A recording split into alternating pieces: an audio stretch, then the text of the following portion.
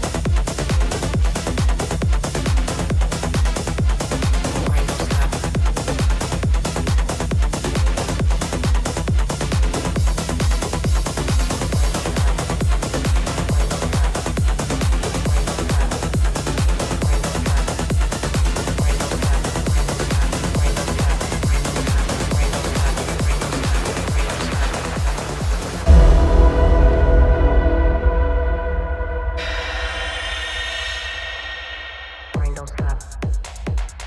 Hello! Welcome to Chewed Gum. Today is February 11th, and we actually have a bunch of calls. I think our lines are actually full, which is crazy town. So if you do want to get, if you do want to get a call in tonight, you should call now because then hopefully you'll get bumped up in the line. No pun intended. So you can call us at 720-619-2288. My name is Alyssa Ljub. I'm a sex and relationship coach. And we are joined by the wonderful Promise/Eve. It's me.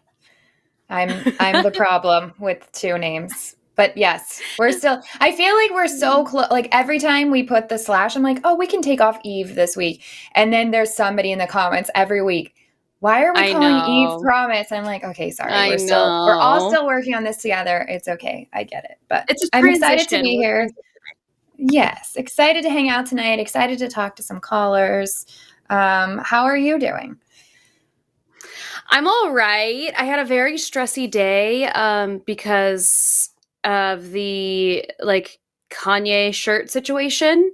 And I made the big oopsie mistake of sharing my frustration on Threads, and then I was shocked at the amount of responses that I got that were first of all, some of them were just like, oh, boo-hoo, or your feelings hurt, and I was like, it's a swastika. So I thought for sure if there was one space that we were all kind of aligned, it was swastika bad.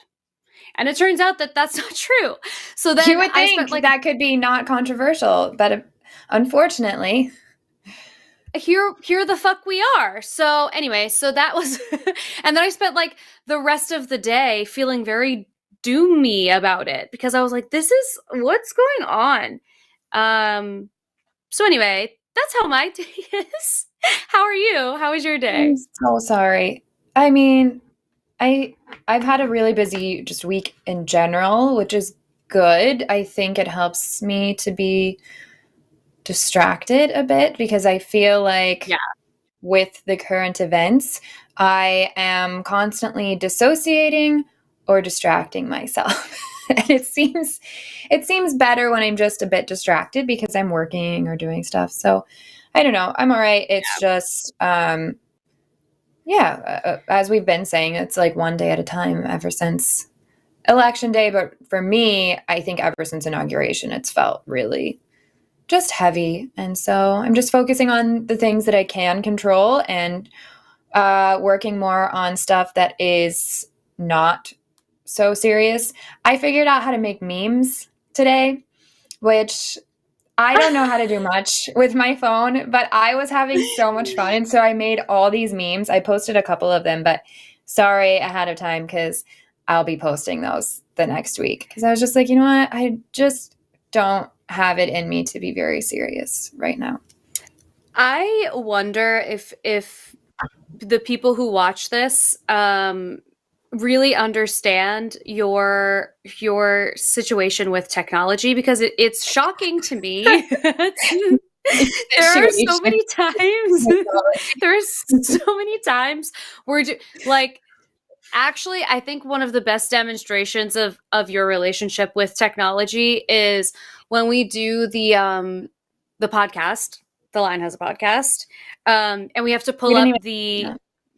Yeah, I know, and we have to pull up the outline on Google Drive. Promise has to copy and paste it into a note because Google Drive is like that's a bridge Guys, too it's far. so hard for me because I don't understand Google and all these accounts, and it's like you have different apps for different things on Google, and then I have to go find that one, but they're all the same color. And then I have like 5 different email addresses because reasons that I don't know. And I have to go pick which account, and then if I'm logged into the wrong thing on the wrong device, it's so stressful to me. I can't It's just handle so it. funny. I hate it. I find it very endearing that this is like this is where you're at in all of it. Yeah. It's like what I spend all my time on is devices, but I don't know how to use them. When TikTok was getting banned, I wasn't upset because of TikTok. That's fine. I just only know how to make a video in TikTok. I don't know how to edit. I don't know how to do it. I just make the videos in TikTok. And if you tell me that I have to go make a video on Instagram, or God forbid, I have to download, what is it, CapCut or something? Absolutely not. Yeah, Not doing it. So when people are asking me, like, so how do you become a funny. content creator? How do you do what you do? I'm like, I have no fucking idea, you guys. I just figuring out as I go. You're figuring it out. You're figuring it out. And it's crazy that that's the level of like proficiency with social media, like with apps and stuff specifically, that you feel you're at. And successful content creator.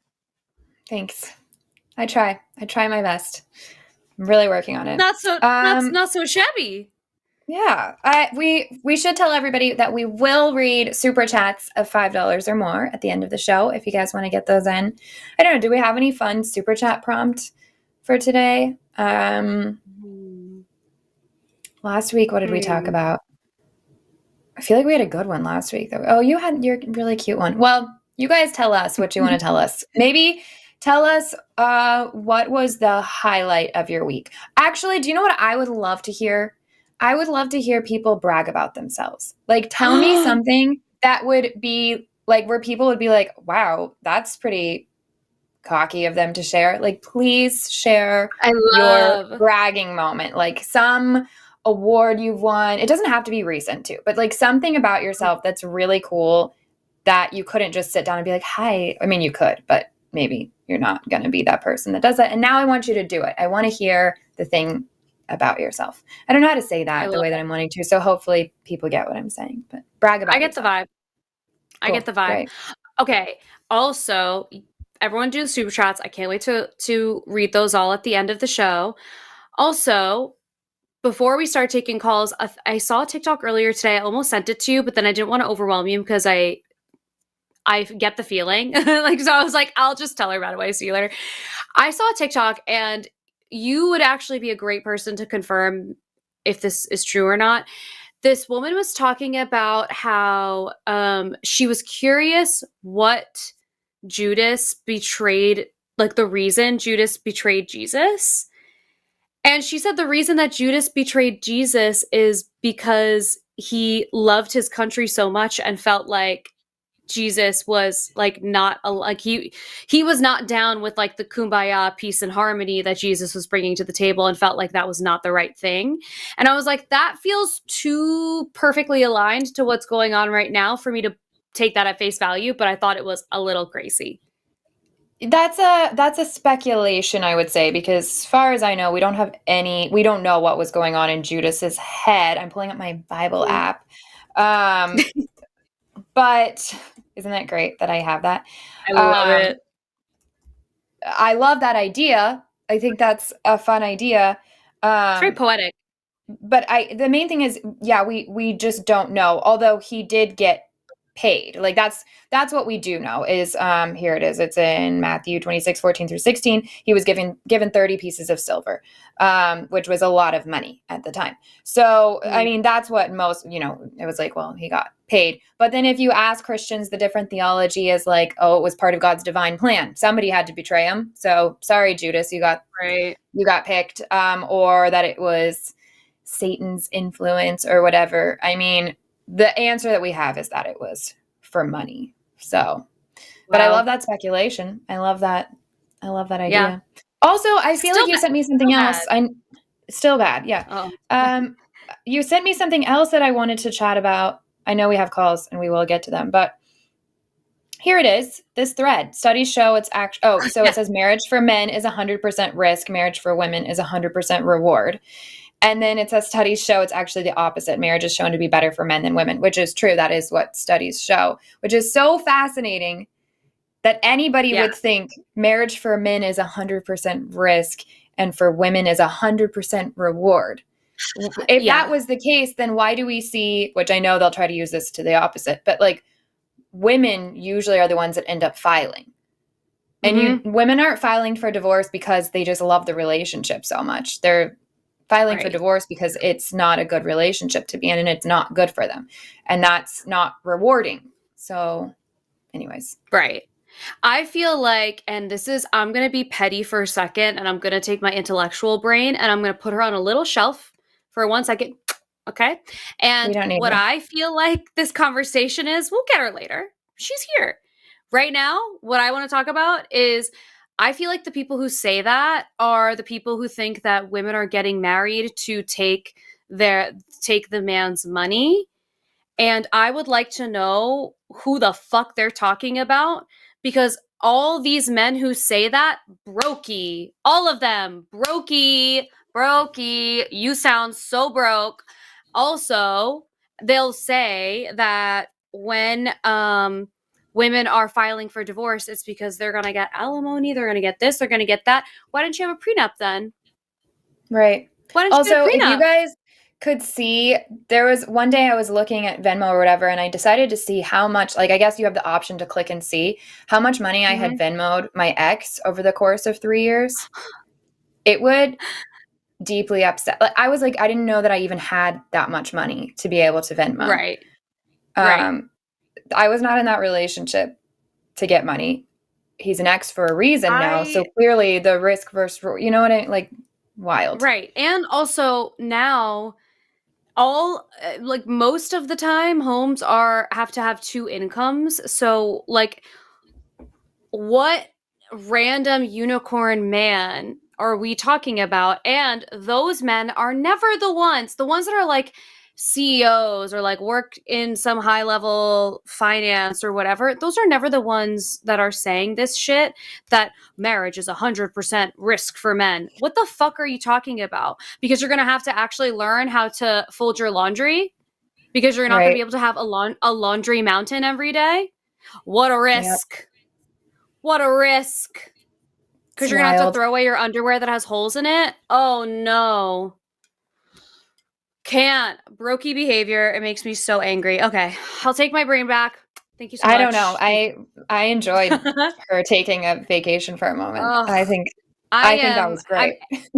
I'm angry today. So I think we so far have some pretty nice calls, maybe. But if there's one that ends up being spicy, never mind. I was about to say, did you look over there? Because what are you talking about?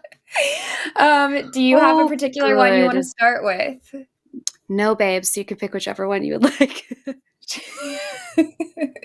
Okay. I'm also, guys, my husband is so sweet and he gave me his iPad so that I can use it to have the notes that I copy and paste off screen, and that's why I'm trying to be in chat. But because it's touch screen, now I keep trying to touch my laptop and it's not working. So I actually have to point and click. Anyways, we're gonna have even more technical difficulties today because of that. Okay, let's see. Okay, we have 2 theists, so I feel like we should prioritize them. Let's chat with Caleb first. Hey, Caleb, you are live on Chewed Gum with Alyssa and Promise. What did you want to talk with us about tonight? So my question was, and so I think I already know where you guys stand on this issue. So I'm a Christian. I am a conservative. Pretty much the things that you guys don't stand for. But what's your guys' position on the pro-life, pro-choice issue? You mean on abortion? Pro-choice. Yeah. Yeah, I'm You guys are. pro-choice. As far if we're talking about the legality of it, I'm 100% pro-choice. Agreed. And why do you think that? Because I don't think that we should ever be able to hinder someone's bodily autonomy like that. So, for example, if Alyssa needs a kidney and she is going to die if she doesn't get my kidney specifically, I don't care. You can, well, not that I don't care. I'd give Alyssa my kidney, but I'm saying you cannot legally force me to do that.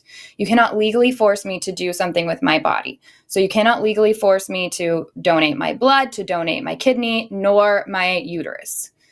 That's in a nutshell. That's the basis for why I feel that way. Yeah, and people have abortions for a variety of reasons that are no one's business.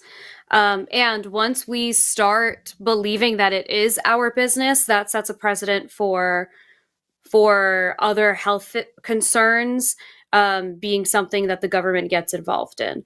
I personally am fine with people having abortions for whatever reason. If the reason is I just don't want to have a child, then that's the reason. Period. End of story. And beyond that, I don't think there needs to be a reason. That is anybody's business except for the person who's going to have to carry that child to term and figure out a plan after. Being pregnant is really expensive. It's really dangerous. If you don't have access to good health care, which many people in this country do not, that's going to be a problem. I also don't think that the foster care system and adoption system in this country is very kind to the children in it. So I think we need to be providing people options. And eliminating abortion, making abortions illegal does not reduce the amount of abortions that happen. And that's a fact. We know that. It does not reduce the amount of abortions that happen. They still happen. They're just not happening safely, which means the mother is at risk and the potential child is at risk. So why not keep them a legal option and provide people sex education so they know how to not get pregnant to begin with? Because that's another thing too that's interesting about this whole situation is the states that have the highest rate of teenage unwanted pregnancy are also the states that teach abstinence only education. We know abstinence only doesn't work. So teach kids in their teenage years how to have safe, protected sex, because those kids end up having less partners. They end up having sex later in life, and they will have an obviously drastically reduced chance of getting pregnant, having an unwanted pregnancy. So that would help solve the issue too. Okay, but what if and I know this is something that surely comes up whenever these debates are held, is like whenever people are discussing this topic, what if the infant is alive inside the womb, developing? So where a fetus is considered to be a live and sentient thing is something that people are going to debate over and over again. But that's why we trust doctors and the regulations that we put around that. So yeah. And over 90, it's either 93 or 98% of the abortions that happen are not these late-term abortions. And the ones that are late-term is because there's a significant risk. So that's not really a situation that happens. It's when the vast majority, and I mean over 90% of the people who have abortions have them, these these are clumps of cells. They're not sentient. So use words like clumps of cells. So when do you think it becomes human? I know you said that that's up for debate. So but what's I your don't- personal opinion on that?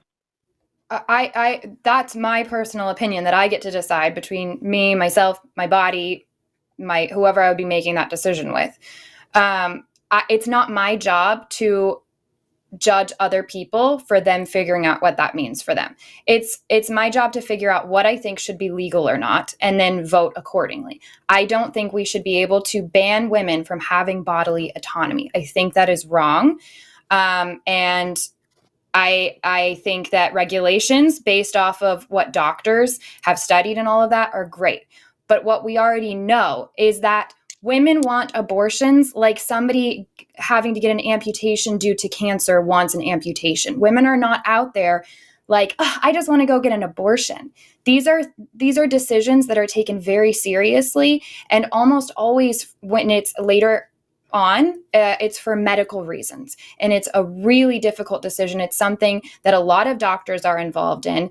And I can guarantee you that no one is excited about anything happening in that situation. So I'm not going to sit back and be self-righteous and say, I'm going to ban somebody from having that happen. And now they have to give birth to a fetus that's going to end up dying slowly and painfully right after they give birth to it. So that's not for me to figure out. That's for doctors and their patients to figure out together. The bottom line is, I do not believe we should ban women from bodily autonomy. Okay, so you mention analogies like cancer or whatever, but unlike cancer and stuff like that, which appear, of course, you didn't make that happen. You don't want that to happen. It's a terrible thing. You are the one who causes yourself to have the baby in the first place. And so, unlike a cancer, it's something that you caused. Well, First so of all, Caleb, how that's would not you right. feel? Sex is not consent to a pregnancy and to having a child. Also, I have had a medical abortion because I had an ectopic pregnancy and I was trying to get pregnant, and I still had to have that medical abortion because I would have died if I didn't have it. So the reasons behind it, that's what I'm saying. It's not my business. I don't need to know. I don't need to be in the room with every woman and her doctor in order for me to decide that I think they should have the right to have that conversation and figure that out for themselves. Caleb, what is your opinion on mandatory vasectomies? If we can guarantee they are reversible. Mandatory vasectomy is when a man is sexually active.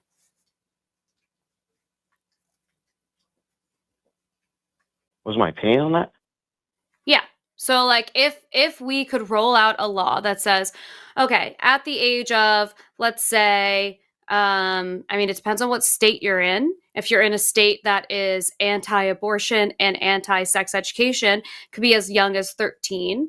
Mandatory vasectomies for all boys 13 when they turn 13, and then they will be reversed when they are ready to have children. Okay, well, I don't think it's very necessary. Why is that not necessary?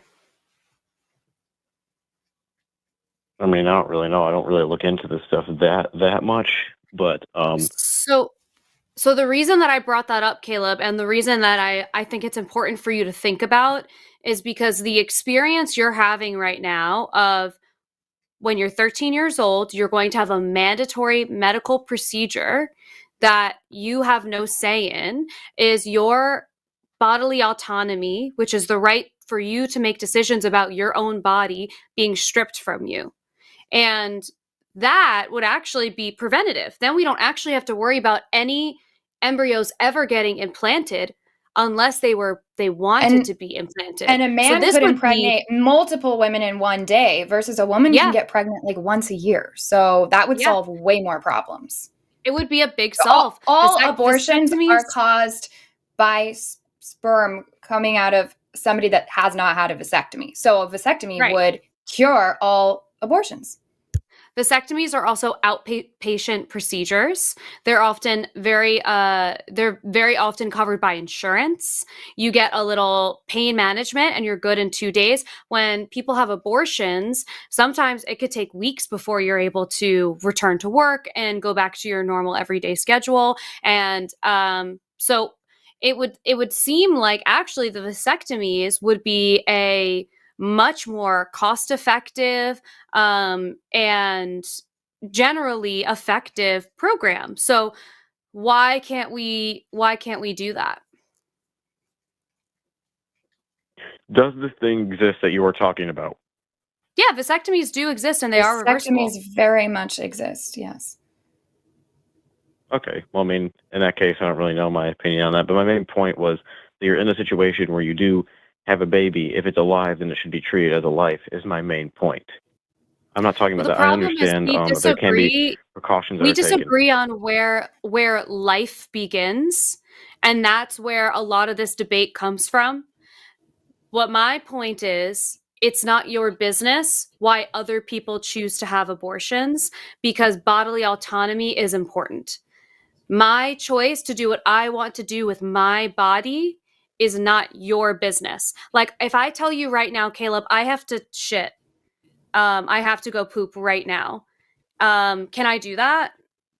Is that okay with you? Why would I have to share that with you? That's something that I need to do with my own body. It's not your business. What I'm saying is, what if it's not just your body? It's not just your body. It's another body too that you are supporting. Caleb, again, back to my example. Should I be legally required to donate my organ to Alyssa? If I don't, she's going to die. Should I be legally required to do that? She's a whole nother life. She's a whole nother life. She's a whole nother life. Okay, let's say Alyssa is my child. Let's say I'm old enough that she is my child and Alyssa needs my kidney. And should I be legally required to give her my kidney? I mean, it depends on how much you care about your own kid, which typically parents do. This is a yes or no. Kids. Should I be legally required? Should we start making it a legal requirement that parents donate their organs to their children in order to keep their children alive, even if there's a risk that the parent might die during that operation? Should we legally require them to do that? Oh, no, we're talking about some hypothetical isn't even going to happen. This what is I'm not, saying but this is Caleb, Caleb. If you want to have this conversation, you have to answer this question. We've left you off the hook so many times throughout this conversation. You don't even know what a vasectomy is, and you're trying to tell women what to do with their bodies. I need you to answer this. Yes, I do know what that is. I was saying a reversible one. Yes, that's important to know about vasectomies if you're going to know what a vasectomy is. But should a parent be legally required to donate their organs to their child if their child is in need? Okay, my answer to that is if you care about your child, of course the answer would be yes. I guess yes. No. I'm not asking about should I want to do that. I'm asking, should the government require me to do that?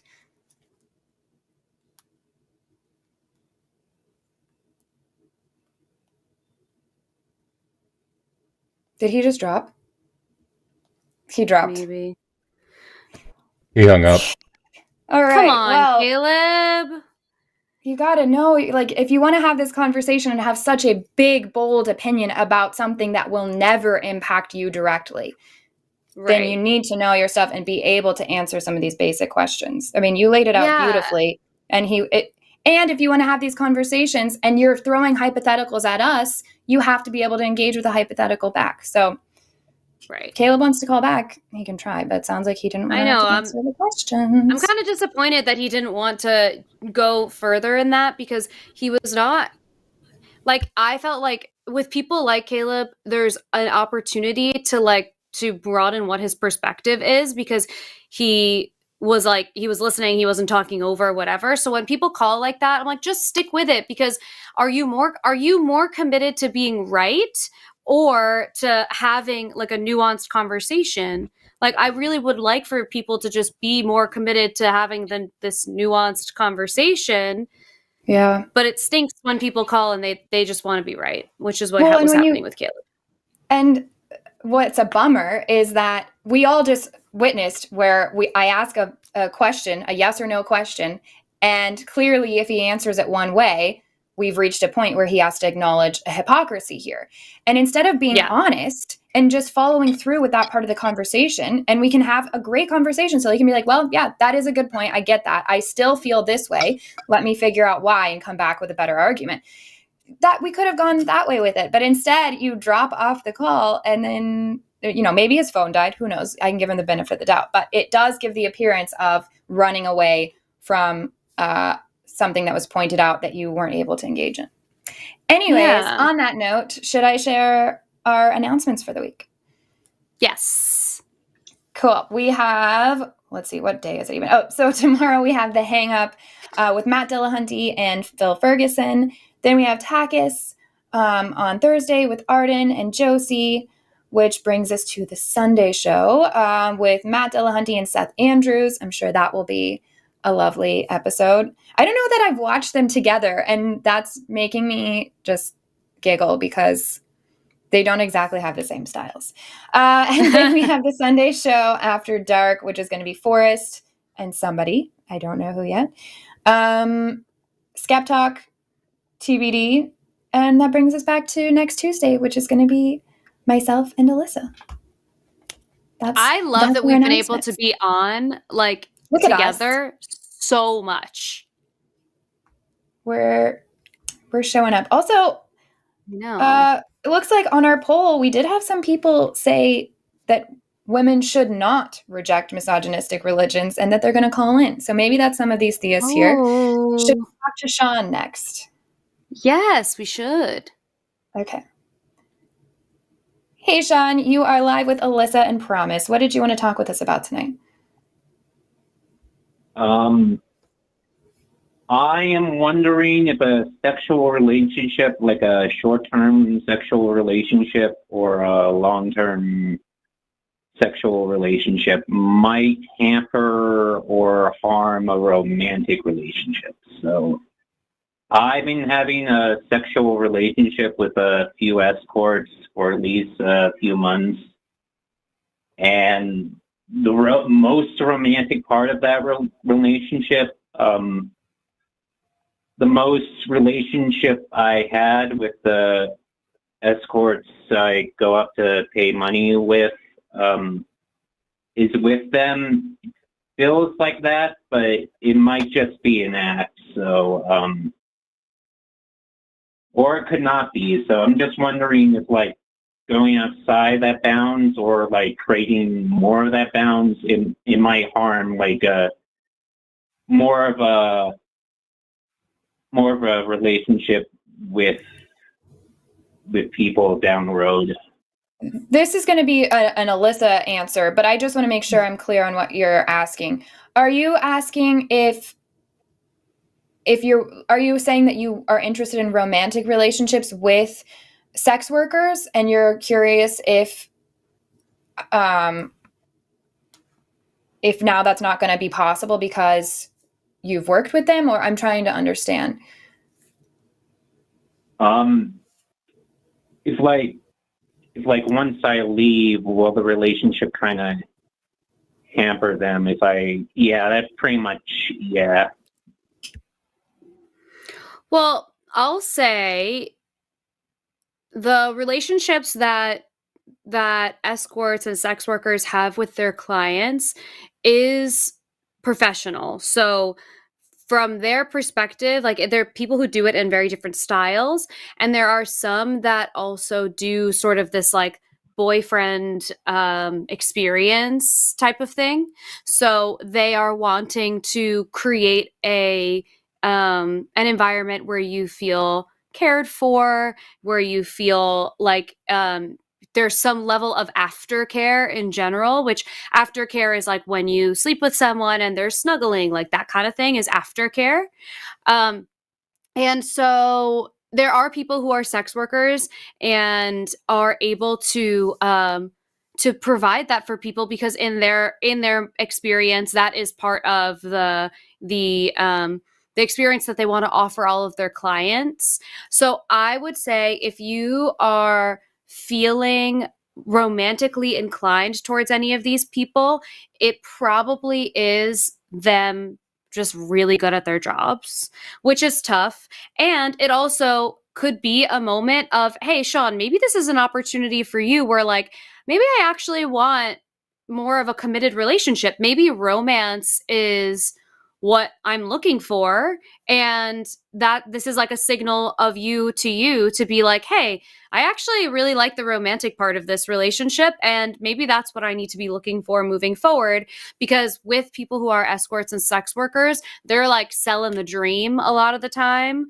And you're welcome to ask them, but I want to prepare you for what is likely the case, that they are just really good at their jobs. And also, they're human beings. They're empathetic. They're kind. They know that they are spending human time with another human, and so they want you to feel comfortable and cared for. So I would say that I think that there is space for you to separate what is happening with this person who is doing their job and like kind of is the professional there, and maybe this is a moment where you can check in with where you're at and your priorities in relationships. And now maybe you get to look for someone who is more aligned with what you're looking for, like romantically instead of just sexually. Does that make sense? Yeah, like currently, my budget is really tight, and I'm not sure if I'll have any money for Valentine's Day, and I tried to go on a date with another woman, and when I tried meeting her up, like afterwards, I was stuck up. I was cuckolded by just a guy with a better rhetoric with me. So I've been hoping to get. I just been hoping with the illusion of escorts, because I am terrible at finding partners and relationships like outside of that environment. And my autism kind of hampers that, and my personality also hampers that, because the great thing about an escort, if the guy is like not up to par, is just off, is just a bad person or whatever, they don't really have to. That can be just like the guy gives, and that can, You're able to be accepted for who you are, and you don't feel like you're having to try or make up for things. Yeah, that makes perfect sense. I wonder also if it would be worth you looking into. I'm sure they have. I know they have it in big cities. I don't know where you live, and you don't have to share that. But I live in the tiny. They have like they have dating groups and stuff where you can do like like coaching sessions and stuff, and you can have what do they call it? What am I looking for? Like group dates and stuff, because you deserve to be with somebody that enjoys you for how and who you are, and where you're not saying, oh, my personality isn't up to par. There's no par. There is somebody for everybody, and there's somebody that can love and enjoy you who you are. So that might be something to put more time and effort into, as well as focusing on that side of things. I don't know what I'm talking about, though. Alyssa's a professional, so I'll let her say whatever she I think you're totally right. Like I would so much rather, because listen, Sean, dating is hard for everyone. Dating is hard, and it is really a game of getting, knocked down 7 times and getting up 8. That's what it is. Like I'm 31. I literally am a sex and relationship coach. I am good at relationships, and I'm single right now. And it just is what it is. It's like a lot of it is timing. It's putting yourself out there over and over again. It requires a lot of vulnerability. So it's hard. so I don't want you to get discouraged and feel like it is a Sean problem, because it's hard for everybody. But there's also ways where you can find support in growing what your dating experience is. So I think it would be, if you don't have a therapist already, one who is a sex therapist specifically would be so helpful, because they will be so ready and willing to help you navigate your relationship with escorts, especially if you're doing fun and kinky things like cuckolding. Like, cuckolding is so much fun. And if that's something that you're interested in doing, you can continue to grow like that part of, like, you know, the kink part of your sexual life, and also get support on, maybe I want to have a romantic relationship from someone who's a sex therapist. So I would recommend that to you, because that's ongoing support as you continue to put yourself out there. Because dating is hard also, because it's a lot of vulnerability and putting yourself out there, knowing that there's a possibility you'll get rejected, but knowing that also that means, okay, one less person, like, cross that person off my list. I'm one step closer to like my person. Every time you get, like, there's a moment where you feel like you're getting rejected, it's like, okay, great, like, one more person closer to who I will actually end up with. That's like the perspective shift I'll offer you in that way. But yeah, I want you to be able to find someone who is a good fit for you. And unfortunately, that does mean putting yourself out there. But there's also an app called Hiki. I think it's HIKI, and it is specifically for adults with autism. And that might be helpful for you too, because the conversations that you might be having might be more comfortable there, because maybe there's people who are a little bit more like understanding of different kinds of communication. So that might be worth looking into also. But I would say start with someone who is a sex therapist, so they can help you navigate the transition from your relationship with people who are escorts into, maybe I want to ladder this up into another romantic relationship, or maybe I'm actually okay being single and just want sexual relationships right now. And you can kind of explore that. Yeah, so the problem is I really can't afford escorts at certain times, and I'm not sure I'll be able to afford an escort like around Valentine's Day. And also the problem is that they are, sorry. No, go ahead. They are really good at their job, and I've been seeing the same escort at least 10 times in like a short period since the end of October, or at least a couple of escorts. Like, I also have Fragoli delusion, and my autism kind of affects my facial recognition of people. So that's the problem, is like the sex feels more like connection. It doesn't feel like pleasure. It feels more like connection, like I'm connecting with someone at the moment. And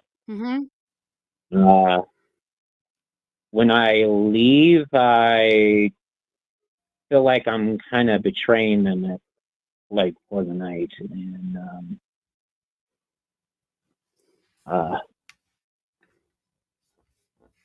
yeah, I think the money that you're spending on the escort experience could be something used for talking this through with specifically a sex therapist. And I really mean the sex therapist, because they'll be able to be specially trained on a broad spectrum of sexuality conversations that'll be really helpful and supportive for you.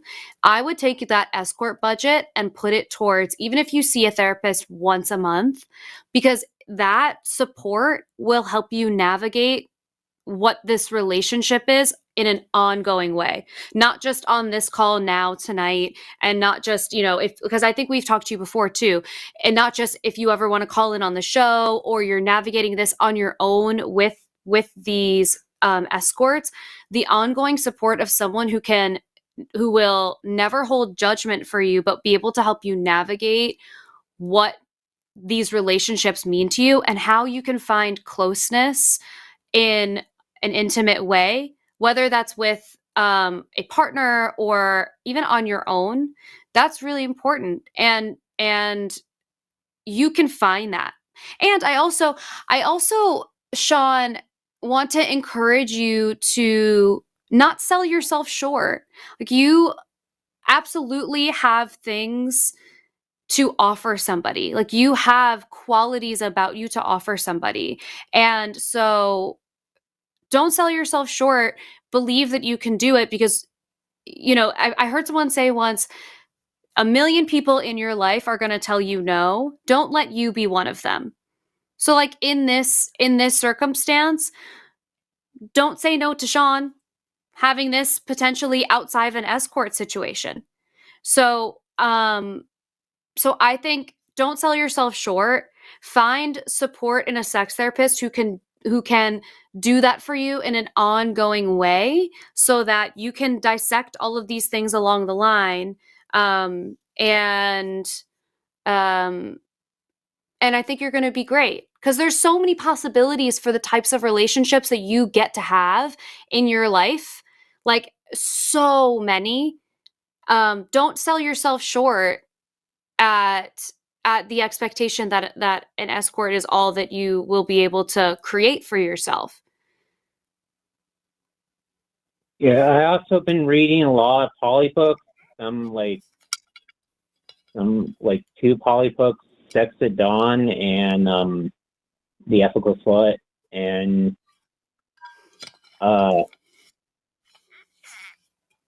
that's like, there is competition with other men in the area I live in, and sometimes when I try to find a girl at a bar or anywhere, a cafe,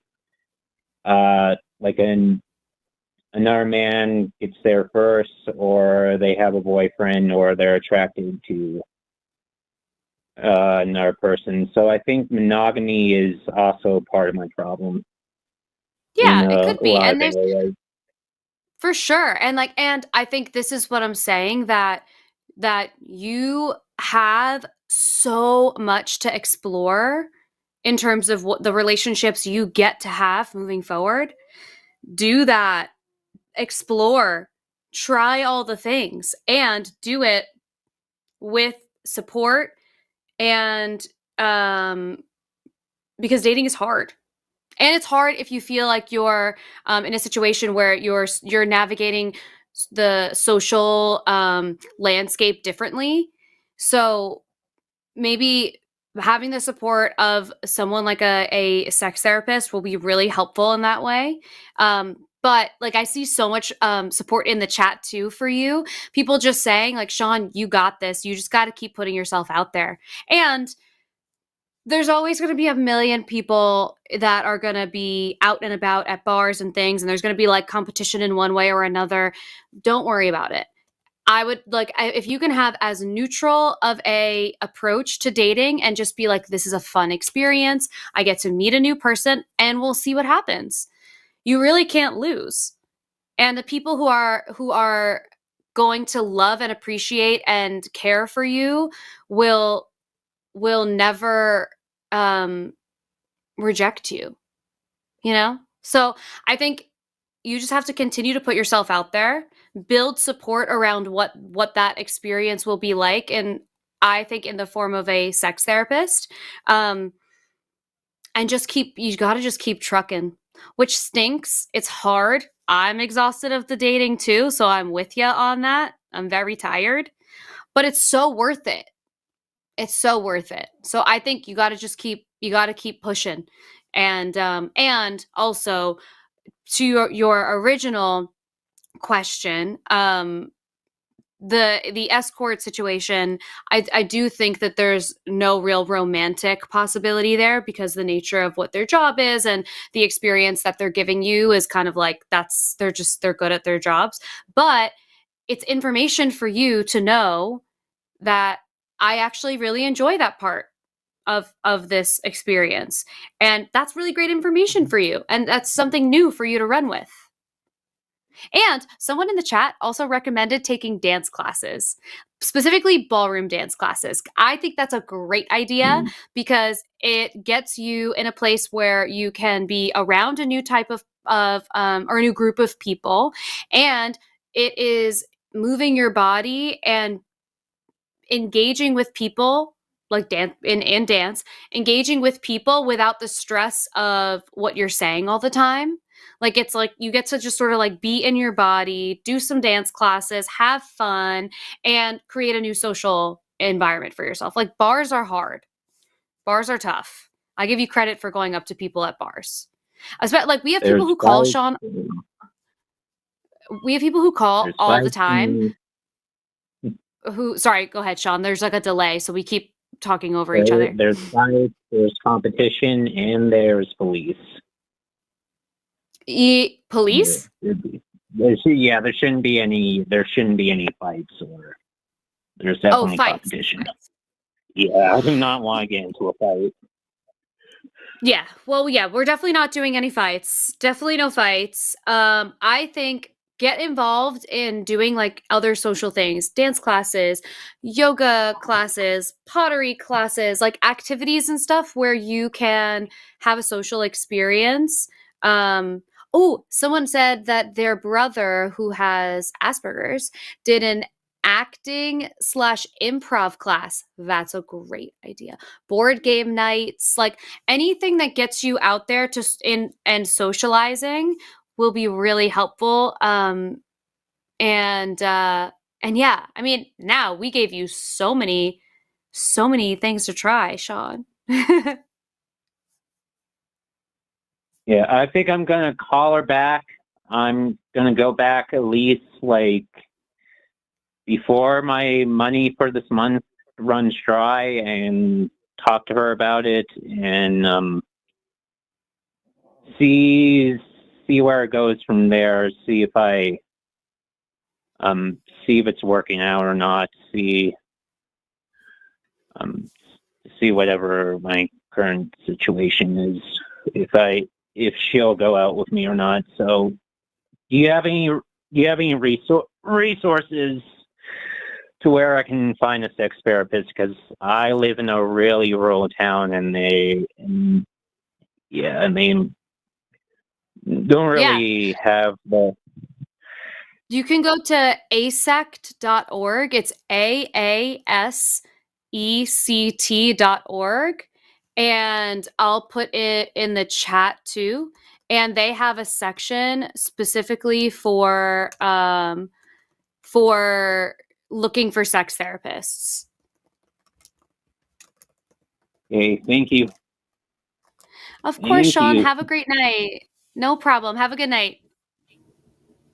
Hopefully our calls will be I don't know. I get to hear what the other calls all about. See ya. Bye. Bye, Sean. Oh, are you got okay, good. I was trying to click and it was going so badly. Also, I see like comments in the chat saying not to use the term Asperger's. I don't ever use that term. I just read it in the comment. I feel like people don't really use that term very much anymore, and apparently the person who that specific part of the spectrum, the neurodivergent spectrum, apparently he fucking sucks. So we're not using that term. I apologize. It was just in the comment, so I just read it. Anywho, thank you, Sean, for calling, and I appreciate everyone in the chat being kind as we navigate tough calls like that. You're a pro. A true pro. We have one more theist and then a couple atheists that it looks like we probably can get to during the show. Are you down to talk to Brenda? Yes, ma'am. Right. Hey, Brenda, you are live on Chewed Gum with Alyssa and Promise. Hey there, what did you want to talk with us about tonight? Hello. Hi, can you hear me good? We can. Well, I wanted to talk about like how religion is good for women. But I did hear a little bit earlier the call. I forgot who it was. It was like a guy. But I think like the point of that, because I heard you like ask the question like, is it okay? Something about like for you to be forced to give your child your kidney. Is that kind of correct? Should we legally mandate it so that people have to donate their organs? Correct. And he kind of said like, well, if you're a good parent, you should. Right. Like that was kind of his answer. Yeah. Well, like I think legally, like no, you're not obligated to. But I think like, and I heard you also say like, the important thing is that where we have to start off with is when does life begin, you know? And I've done some research on it because I used to be pro-choice, and I did a little bit of research on it, and it's kind of like how you said, we have to listen to the doctors. Well, like I even asked doctors because I'm like, I was really confused about it. I was like, is this a life or not? Like, I just want to know the answer. And I want to pause you real quick because I don't know that. I'm not sure that you're clear on my stance. I don't care if somebody considers it a life or not. That has no relevance to me whatsoever on whether women should be able to choose if they're having an abortion or not. That is not part of why I think any of this matters. So I don't really care. That is for you to figure out. If you get to decide if you think that it is a life or if you think it's okay to have an abortion or not, and then you do what you want based off of the conclusion that you've reached, because that's such a subjective thing. And that's when we're getting more into morality versus legality. And I just care about what our government can legally force us to do. And I don't believe that you should be able to legally force somebody to be pregnant. I don't think that that's okay. Just like I don't think you should legally force them to not be pregnant. Where did you get that conclusion? Like, where did you come to that point where you're like, I just don't care? Like, because I at least appreciate that you guys are honest. And it's like, because, when you get into a lot of these abortion debates, it's like, well, I don't know. And you guys are being honest. You guys are saying like, hey, it's a life, but I don't care. Like, it's the women's choice, right, to decide. But I guess, like, do you guys believe in abortion, that it's a good thing because of women's testimonies, because you're believing the women and what the women is saying? Like, the women is saying, like, I cannot have this baby because it's going to cause me so much pain. So I don't think abortion is that how you good. kind of came to that stance? Abortion is a medical procedure. I don't think it's good or bad, just like I don't think it's good or bad, like, any other medical procedure that's kind of difficult to talk about or difficult to grasp or whatever. I think that, like I said on the other call, the majority of women getting an abortion, it's not this, it is not a fun decision to make. Regardless of what you think, even if you don't think that it is a life, it's a medical procedure. And I don't know about you, but I'm never excited for any medical procedures that I have. Like, that's never a fun time. And so I don't, it's, for me, it's not about what we're like, missing the point is that. For me, it's not about like, oh, well, I hear these stories from women, and so I can't. It's about the basics of bodily autonomy and my stance on that, which is that you should not be able to legislate somebody's organs in that way. I don't think that is a precedence I want to have from the government, and it's a medical procedure that, whether necessary or whether to that woman it's necessary, it's not my business to figure that out. It is for her and then her and her doctor to figure out. That is not and I don't want to sit there and have to listen to every single case and decide whether I think that woman should get an abortion or that one. Well, this is a 12-year-old girl, so she should be able to get one. Well, this is a 30-year-old woman who has had 6 kids already, and I don't know if that's even possible. And she, is at risk of death and all of this, and she's trying to get a divorce, and her husband's really abusive, and if she gets stuck with another pregnancy, it's going to change her life. I don't want to sit there and have to listen to each case and moralize it and figure out if I think that's a good choice or a bad choice. It's not my business. Just like the way people parent their kids and all this other stuff, it's not my business. What we can figure out is what makes the most sense as far as getting medical doctors involved and talking about the regulations surrounding abortion, but to ban abortion, I cannot get behind that. Brenda, we also mentioned a little bit before that having abortions Sorry, be can I just- illegal. Sorry, I just don't want to doesn't- lose my thought. And then, so can I respond real quick? Sure. Yeah, I'll hang on to mine. So, and I get it. It's not like I don't, like, it's not, someone's not going to go by every situation, you know, but I think that that's why, like, Roe versus Wade went through, because it was women's testimony saying, listen to me, listen to my, like, what I'm saying, that I don't want my body to go through this, right? Like, that's, like, if you look down at how Roe versus Wade even passed, it's because of listening to women's testimonies and saying that this is their body and they should make the choices. That is the reason it passed, because even before that, even Planned Parenthood before that said it is ending a life. So we kind of came together as a society and we said, okay, you know, yes, it's ending a life, but we're going to be okay with that type of life ending as long as the mother is okay with it. And that's where I think also, like, I feel like that's why you guys believe in abortion. It's because of women's testimonies.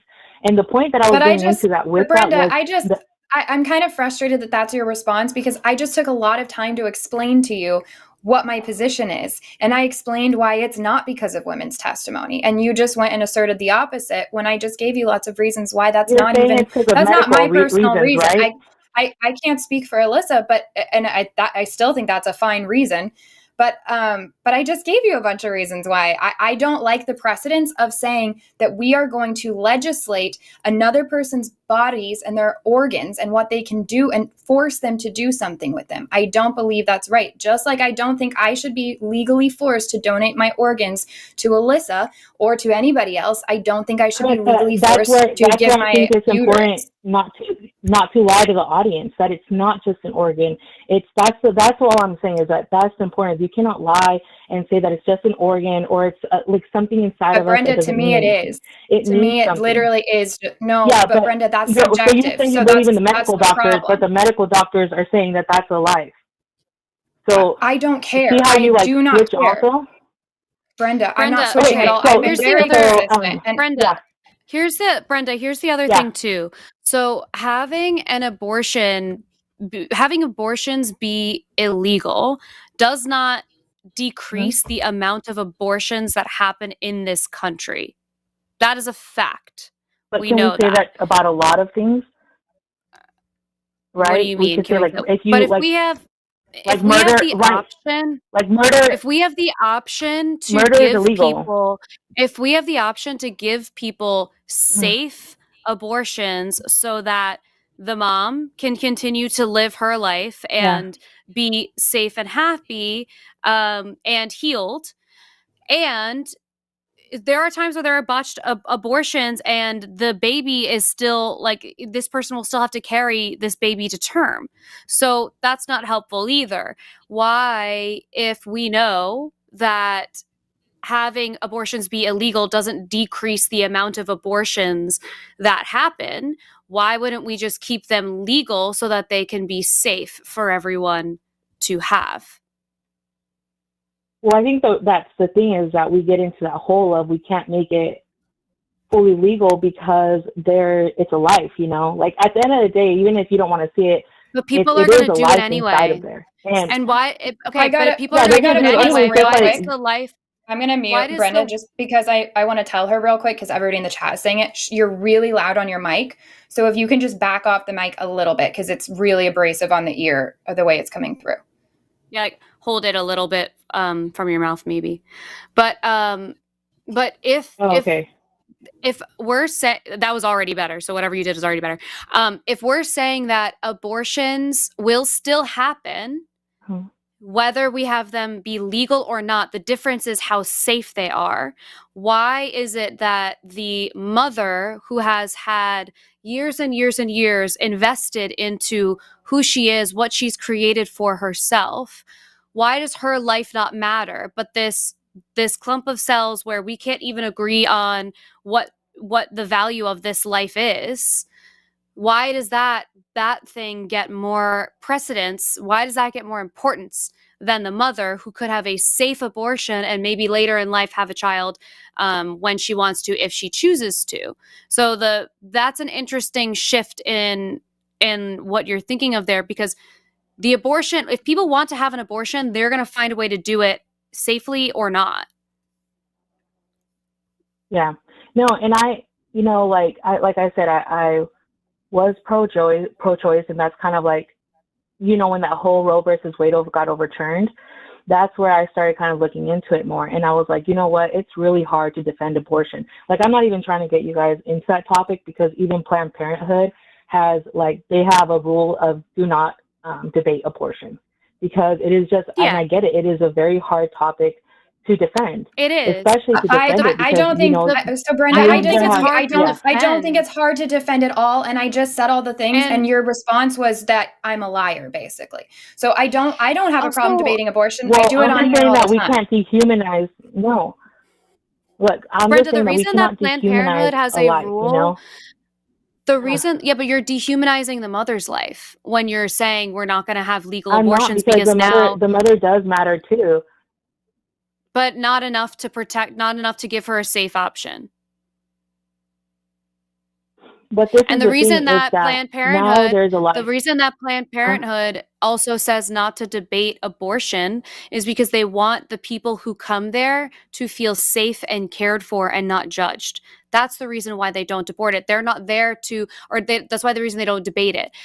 They're not there to debate you on your choice, because they believe in bodily autonomy. They believe in the choice that you make is the one that you get to make for yourself. They think it's not up for debate, because it's so wild that somebody would try to legislate women's bodies in that way. They wouldn't ever do that, because you can make whatever choice. Did we not say that? But can I Brenda, if you don't want to have an abortion, just because something, if you don't want to have an abortion, don't have one. The problem is we don't have adequate sex education in this country, period. And so people are not good at having protected sex here and all over the place. Well, have we not had the time? I feel like we've had more sex education, especially in the schools, than we've ever had in the past. But we've had, I said, I didn't really want to call into about the whole abortion thing. Yeah. No, go ahead. Go ahead. You could go ahead. When I was calling, it wasn't really to talk about that. Oh, sorry. When I was calling, it wasn't really to talk about that. It's just that was a conversation that was had before. And I get when you guys say a clump of cells, a fetus, but I just kind of feel like, it is a life. That's why it's like someone kills a pregnant woman, they get charged with 2 homicides, because it's a second life in there. And just kind of they get charged for that because of autonomy. It's a completely different thing. Because of autonomy. And let's pause for a second, Brenda, because either you want to have this conversation about abortion or you don't. So if now you're just saying, I didn't really want to talk about this, and it's been 13 minutes of us talking about this, and now you're going to try to move on to another topic because you don't like where the conversation went, then we can be done with the call. That's totally fine. No, it's connected. But let's either talk about this or let's not. Well, that's the thing, is that it's connected with it. That's what I was kind of like when I called, and I was like, oh, they're talking about that. I was like, well, that kind of connects to it, because it's kind of like how you say you don't care, right? Like, it's at that point, that is why I feel like so many women do need religion, is because there's so many people out there that do not care. And it's like, it's not a pink unicorn, it's not something false out there. Like, there's really for all these women that are going through abuse, that are all the children that are going through abuse and everything, all of that stuff, there's one thing that is giving them hope, and that's Jesus. And it's just Brenda, like what is Jesus doing? What is Jesus doing while kids are getting abused by clergy members? And they're praying. You even agree that religion fervently. Does bring good. No. I'm asking you, what is Jesus doing to help the children that are praying to Jesus to come and stop them from being abused by clergy members? Hope? Why doesn't Jesus do something? Is Jesus able? Hope? Do you want hope when somebody is assaulting you, or do you want them to stop assaulting you? Well, so you think that when someone gets assaulted and someone's getting abused, your theory is, I'm sorry you went through that, but I didn't go through that. So I'm sorry that you got drawn the cards of life where you're getting abused No, that sounds and like I'm that's not. I was your. That raised in sounds a like great that's your. family That with two actually sounds parents. like you're describing how you feel No, about the that's situation. Because you're saying you don't have that experience no, with because I religion, mean, so so you think what? that everyone should be subscribed to it. But for the person who is having that experience, their experience doesn't matter because Jesus picks and chooses who he wants to save and who he doesn't want to save. And what is He's Jesus not picking doing and about choosing. what It's is not picking and he choosing. is what is Jesus doing about the people who are not able to get a medical abortion safely and then have to do it in some back alleyway because they know they can't take care of this child and they're going to risk their life to do it? What is Jesus doing in that circumstance?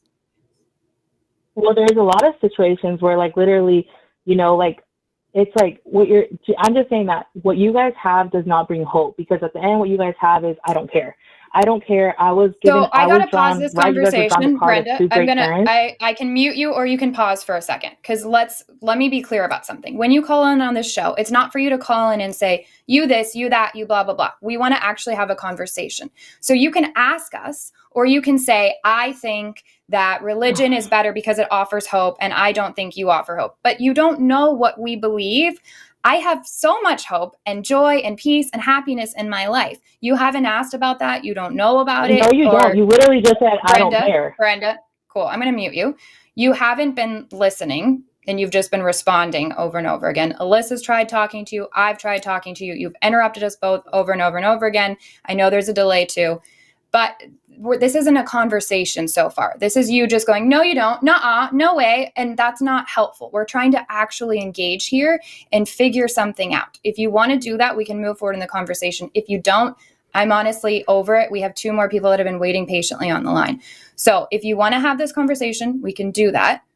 I will give you a chance. If you're saying, I don't think you have hope, then you can say that, but you don't get to just say you're a liar. So let me know why you think we don't have hope. Why you guys don't have hope? Is that the question? Yeah. Right, because you've asserted something. So now I'd like to hear your reasoning behind it. Because what you guys have does not offer hope to those who are What broken. do we have? And that is why so many people, that's why Brenda, there's some, pause. Before we move on, we have to have this like a real conversation, not where you just get oh my to gosh, I'm go not, on. I do not, So- I called during Alyssa, not with you and Matt, because this is why people Because should I'm believe in making Jesus, you because stay on people the like conversation. you, literally Brenda, your attitude. mute you again. I'm asking basic questions so that we can continue the conversation. I've asked you something. I asked why you think we don't have hope. You answered me. I really appreciate that. I asked you another question back, and you wanted to go on and make other points. That's not how a conversation works. We have to do one point, then another, because this is a call-in show. We're on short time. So I asked why you think we don't have hope. You said you don't have hope to offer. I guess that was your answer. I'm still trying to understand what it is you think we have. You said what we have doesn't offer hope. What is it that you think Alyssa and I have? What is it that you think Alyssa and I believe?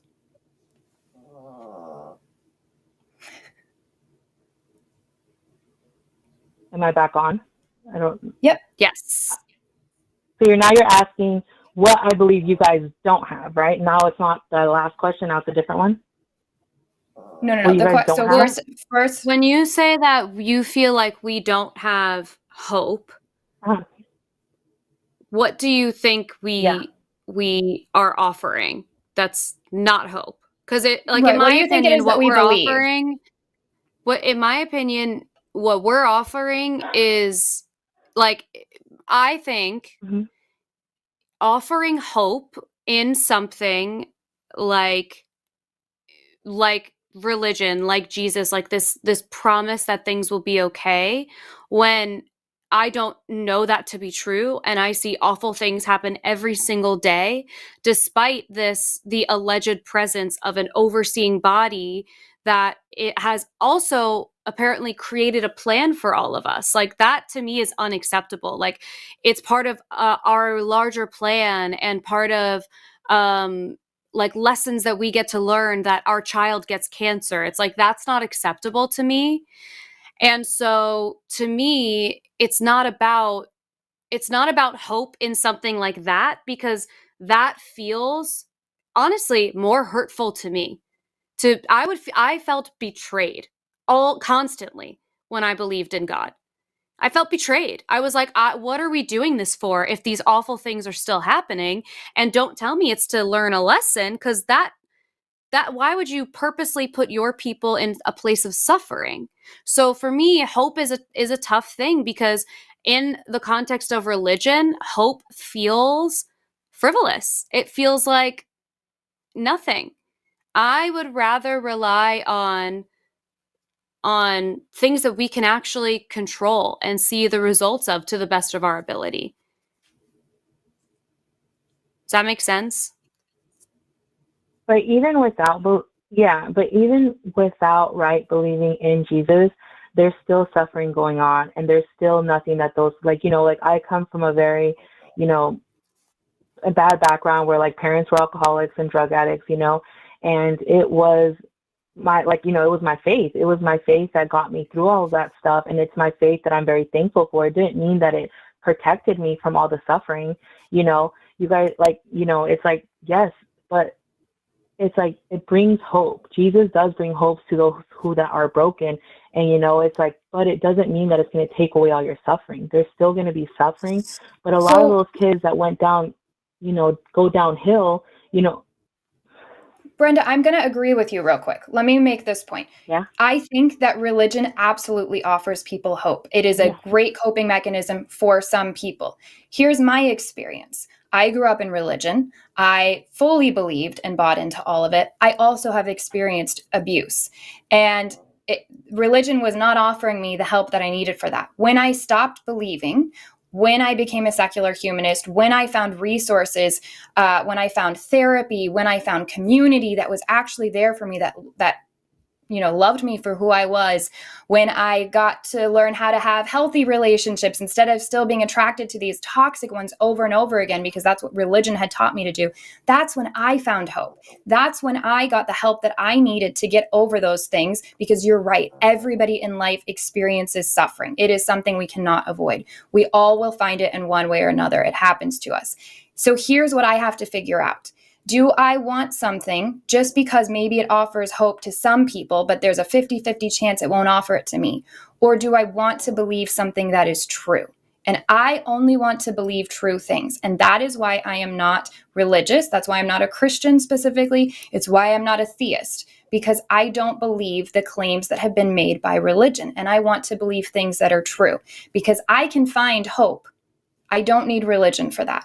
And neither do you. I'm happy for you that it worked out for you. I think we've talked before, and I'm glad that you found what you needed to get through life. I believe that came from inner strength that you have, where you were looking out for yourself and finding whatever tools you had available in life for you to help you get through a tough time. Yeah, like Brenda, when I hear your story, and it's so interesting to talk about hope and hear what you've experienced. Your human experience of going through what you did as a child and coming out on the other end in one piece, that is hope. That's hope that I can, you can enroll me in that. Wouldn't those testimonies, that's something like, I can get on board with. Because at the end of the day, Brent, sorry, I know it's a delay, so we're like going back and forth. But at the end of the day, that, like, sometimes I feel like people give Jesus and give God credit for something that they didn't do. Like, Brenda, you did that. You pulled yourself out of that hole. You figured it out. And I'm happy that part of what gave you the strength to do that was in religion. Like, I don't personally have an interest in making someone not a believer anymore, but because I think people need to like find whatever truth that works best for them. But don't discount what you did in this experience. Like what you said, Alyssa, like, I think, like, I agree with that. Like, at the end of the day, we're not here to condemn anyone's choices. And, sometimes, like, when I just, like, because I heard about this show and I hear it, I feel like there's a lot of condemning Christians on the line, and it's kind of like, hey, like, we need to recognize, like, all this testimonies, like, Jesus does move things for these people, all these broken people. I don't believe that he does. That's the thing. I don't believe that he does. Yeah, I think people... But you guys can't prove that that's not true, right? Brenda, you've got to stop interrupting Alyssa every time she talks. She's in the middle of a sentence. You can't prove that was Jesus, but I could way easier I would have a way easier time proving that people are responsible for the things that are happening. Way easier. I can sum this up easily for you. We believe that people find hope and they find ways out of bad situations and that they credit it to religion. I don't believe that it is because there's an actual God that exists that helps them. Do I think that you believe that? Absolutely. Do I think that you have found religion to be a great coping skill or coping mechanism for you? Yes, I do believe that. Do I think that an actual God assisted you? No, I do not think that. Yeah, and I guess like that was my whole point with the abortion. It's that, just like you guys believe women's testimonies, and that's why that is so, like, you guys Brenda, believe I that told abortion you that should be that's legal and not. it's okay. Brenda, you're being so They're dishonest, and not it's the really same. frustrating because I did not. First of all, I went on a whole thing taking my time to answer your question and let you know that that's not why I am No, you pro-choice. kind of sound like Matt a lot of the time, like really rude.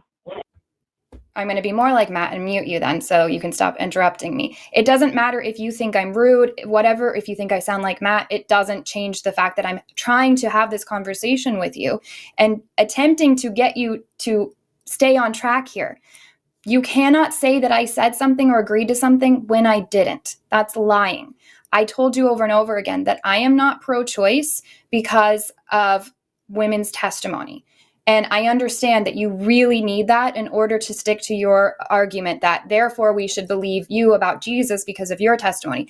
But in that case, I should go believe every Muslim that has come to me with their testimony. And I should believe my atheist friends that come to me with their testimonies about how religion was shit for them and not being a believer is the best thing that ever happened to them. So now I'm left with this conundrum again of what do I believe, because you're all making different claims. And that's why I keep falling back on, I want to believe what's true.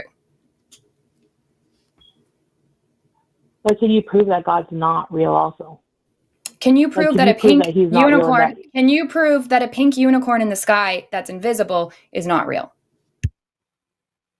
No, but if a lot of people had testimonies and said that, hey, this pink unicorn really helped me through it, maybe I might be like, okay, let me look into it. Like, what is this doing? Like, why is it changing hearts? Why is it making people so? Do you believe me when I tell you that? Do you believe me when I tell you that leaving religion changed my life for the better, and that was the best thing that ever happened to me? No, yeah, because you're privileged in America with how you were raised. I think that you were raised by very good, loving parents. I've heard their podcasts; they sound like really great parents. I mean, I love my parents. I don't know if it's maybe a way to rebel against them. I'm not rebelling against them. I'm going to have dinner with them tomorrow night. I just house sat for them for 3 weeks. We're on great terms. We have a great relationship. Yeah, and I know that's why I feel like, like that is actually very common. I've noticed in the church, because like I said, when I grew up in the church, we weren't the pastor's children or anything like that. But I do notice that there's like the shift with pastor's children that end up becoming atheists. Are you able to stay on track with the conversation? Because here's the problem. Again, you can sit and pretend to psychoanalyze me or Matt or Alyssa and talk about who you like better and who you like talking to better all you want. Pretty cool. At the end of the day, that's why. Do you want to let me finish my sentence? Okay, I have to keep muting you, which is really frustrating because I hate doing that. We can sit and have these conversations, and you can try to go down the path of preaching and appealing to emotion and all of that all you want. That doesn't get us anywhere because I have to take you just as seriously as a Muslim caller that's telling me why I should convert. I have to take you just as seriously as Dirk, who keeps calling about freaking aliens, telling me that I should believe that based off of all the testimony of aliens. And I'm just trying to have a normal conversation with you about why should I believe what you believe. And so far, the best argument you just offered was, well, you can't prove that it's not real. But as I pointed out, the burden of proof, you have to be able to prove that something is true in order for me to want to have a belief in it. Well, I think like the truth is you can't prove you you can't prove that God's not real. You know that I can't prove that God's real. I think that at the end of the day, that's where we both have, our individual minds. And that's where I think just like you can't prove that God doesn't exist, I can't prove to you that God does exist. And I think you already you already came to the conclusion that you don't believe. So with that, so you're basically doing these calls, trying to change my mind when you know you're not going to change your mind. Like you're already Well, you set on called it, and that's us. okay. But So you even called said, us, and we also yeah, I have know, but talked to that's multiple. We've also talked to multiple people now who have had their minds changed. I mean, we have call after call of that. My mind was changed directly because of shows like this. So whether you think it works or not, it does work for people who want to follow logic and reason and care if what they believe is true or not. If somebody cares if they have a good reason for what they believe, you're not going to be able to listen to shows like this very long without finally having some skepticism and figuring out if you have a good reason for what you believe. And at the end of the day, if you're just going to say, you know what, I don't know if I have a good reason to believe or not, but I do, and it's what's working for me, I have no problem with that. But you called us. yeah, because that's what the show is. You guys wouldn't even have a show if it wasn't for Theas. I would love to not have a show. I would love to not have to talk about any of this. I would love to make videos Well, I know, about makeup instead. I do. So I don't know I what do your get that point is, feeling. Brenda. I know, Again, I do you get called that. us, and it's very weird that now you're taking it here after you called us, and you've been rude to me and condescending. I'm not understanding what your goal is here. I haven't. It's because you're kind of rude. That Brenda, I said, like so I kind of called in, like nicely and everything. Yeah. one thing to consider, Brenda, is so in the same way that I respect your autonomy to be able to be a Christian if you want to be a Christian. That's your business. It's not my business. If that's what you want to do Yeah. and you believe that to be true, I have no interest in debunking that for you. Mm-hmm. In that same way, I hope that you would be able to have respect for other people who want to make choices for their own body and their own lives. And that includes what we started your whole call with, which is abortions. So it's Like, can you about really be staying upset at out of someone that each just cares other's. for the life inside the womb? But if you care about Like, we can't life, though, because then you will care about the life of the mother as well. That she gets to have a life too. Why is her life worth less she than one does. that You're doesn't right. exist yet? But once the mother is pregnant, there is a second life, and I think that that's the hard thing. And But like, it doesn't. It literally doesn't. either, It hasn't and even left. It hasn't even left the mother's body yet. It has no hopes or dreams or thoughts yet. Why does that life mean more we don't know than that. the Like, one? We do know that they don't have, but unless you're having a super late stage abortion, which happens very, very, very rarely and only in very dangerous pregnancies, like very high risk situations, or if the infant died, like it is an infant and it died, we know that there are no thoughts going on. So why are we prioritizing this life over the one that could go on to continue to live? because as a society, we should always care for the most vulnerable. You know, which is our But children, why which is is the the mother elderly, not which the is the most, disabled.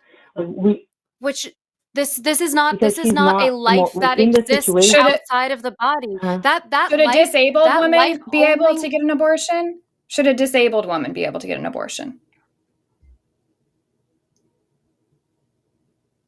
No. Oh, so we care about the least of these until we don't. I got it. I don't look, at the end of the day, it's like pro-life and pro-choice, right? I just think pro-life people, they just care for the life inside the womb. They care. The doctors acknowledge it's a life. I agree with you. I do But think you're that that's waiting, all you but care about. you're getting into you're getting into a conversation, Brenda, of waiting life.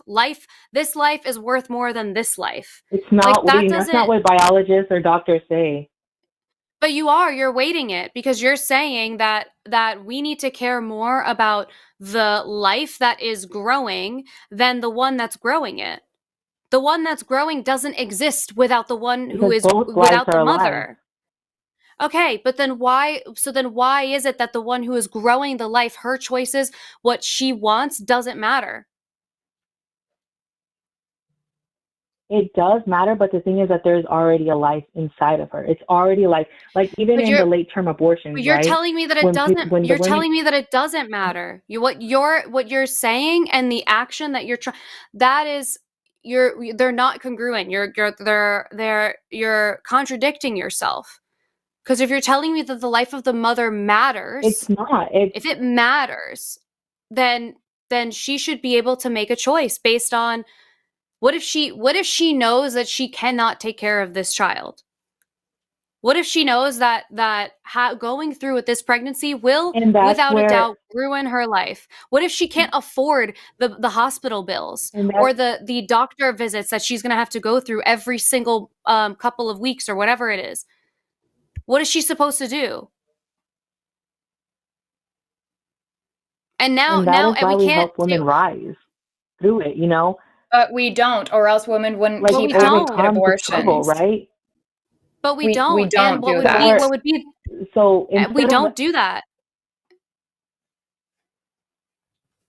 We don't do that. So yeah, we need, we're and literally again, telling and we women go that it's back to, okay to go and end the child. we also So get to go I back think like one of to the there biggest are things is not like helping fewer women. abortions. There are not fewer abortions when abortion is illegal. There are the same amount of abortions that are happening.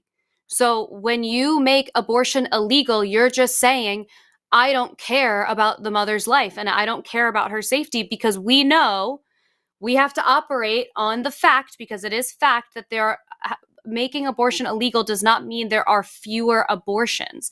So you saying, well, we still need to have it be illegal means you are intaking the information that there will not be fewer abortions and still deciding that the mother's life is not important enough to put in a safe situation.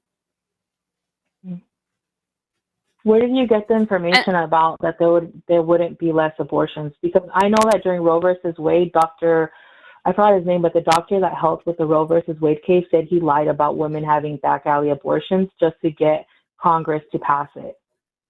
yeah, that was a Women have Republican been candidate who was lying about that. But women have that been was getting the abortions since Yeah, since he was lying before the about that Bible. 'cause In fact, the Bible tells how to perform an abortion. So this is something that's been happening since women have yeah, been but able to during figure Roe out versus how to end pregnancies. correct, the so like in person who was Oregon, right? In lying. Oregon, the Also, the point reason that was always that abortion was supposed to be go ahead.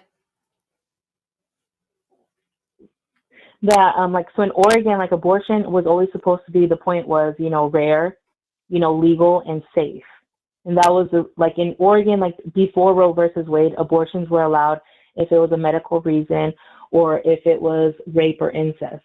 So those were already allowed in multiple states. But what they did was that doctor who assisted with Roe versus Wade passing, he said he lied that there were thousands of women dying through back alley abortions, and it ended up being a lie that he admitted later on.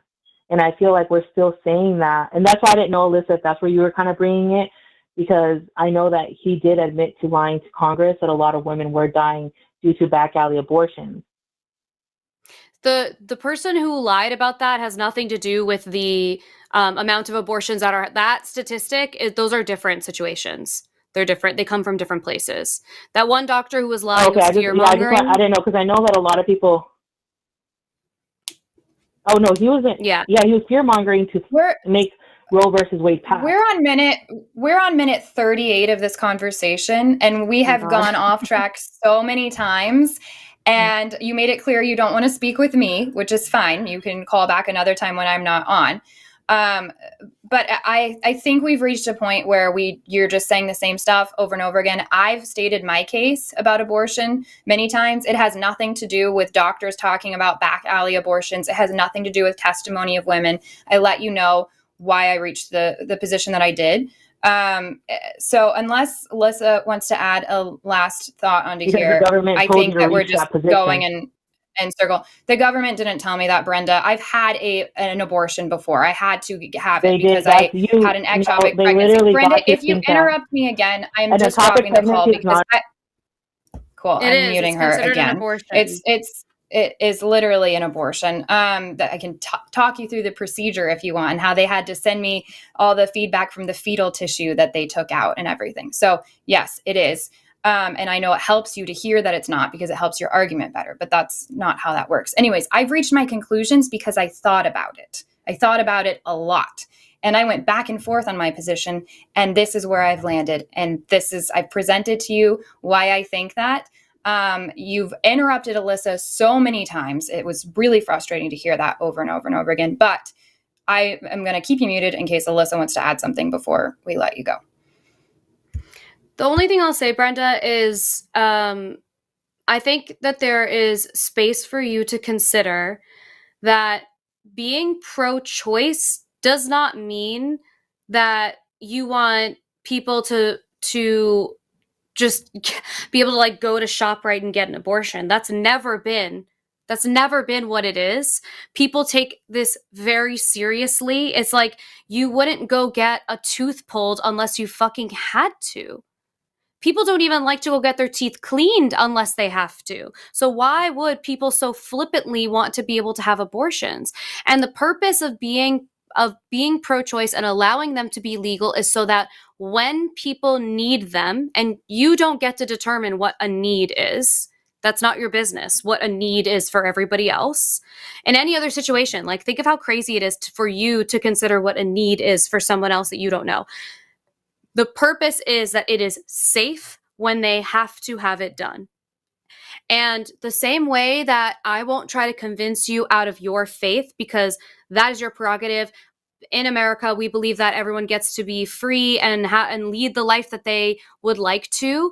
This is another moment where you get to allow people to lead the life that they want to. And if you believe that your argument for people keeping a child is so compelling, amazing, then you get to enroll all the people around you, create a platform about it, about how people should keep their child if they do get pregnant and are whatever. If that's what you want to do, I can't stop you from doing that. My problem is when choices are being made that violate people's ability to have a safe procedure. That's because other people want to be nosy and butt their head in. We need to be able to have safe abortions because they're going to happen anyway, and the mom's life matters. It matters. So those are my thoughts. I think this is the longest call we've had on this show in a really long time. Yeah, so we get to wrap it up. But yeah. Yeah, no, and I mean, yeah, and I mean, like, I feel like your heart is in the right place, Alyssa. Like, I really do. Like, you know, I like calling in and hearing you guys. Like, I think even with Promise, you know, like, I called in because I really liked conversations. I do think with Promise, you're a little bit more tired of these calls because they're kind of repetitive all the time. But, you know, Brenda, I'm tired of people trying to. No, I actually love the show, Brenda. I love this show. I love taking calls. What I don't like is when people assert things that are not true about me when I correct them, and then they continue to do it over and over again. For example, you saying, I think you're tired of these calls. You have no idea what I think about this. And trying to assert things about me over and over again is dishonest. And that's what separates a good call from a bad call, in my perspective. Not if we have shared beliefs. I have talked to atheists that I never want to speak to again because they were lying. And that's not a good conversation. Also, the interrupting isn't the best. I can get past that. Still doesn't help.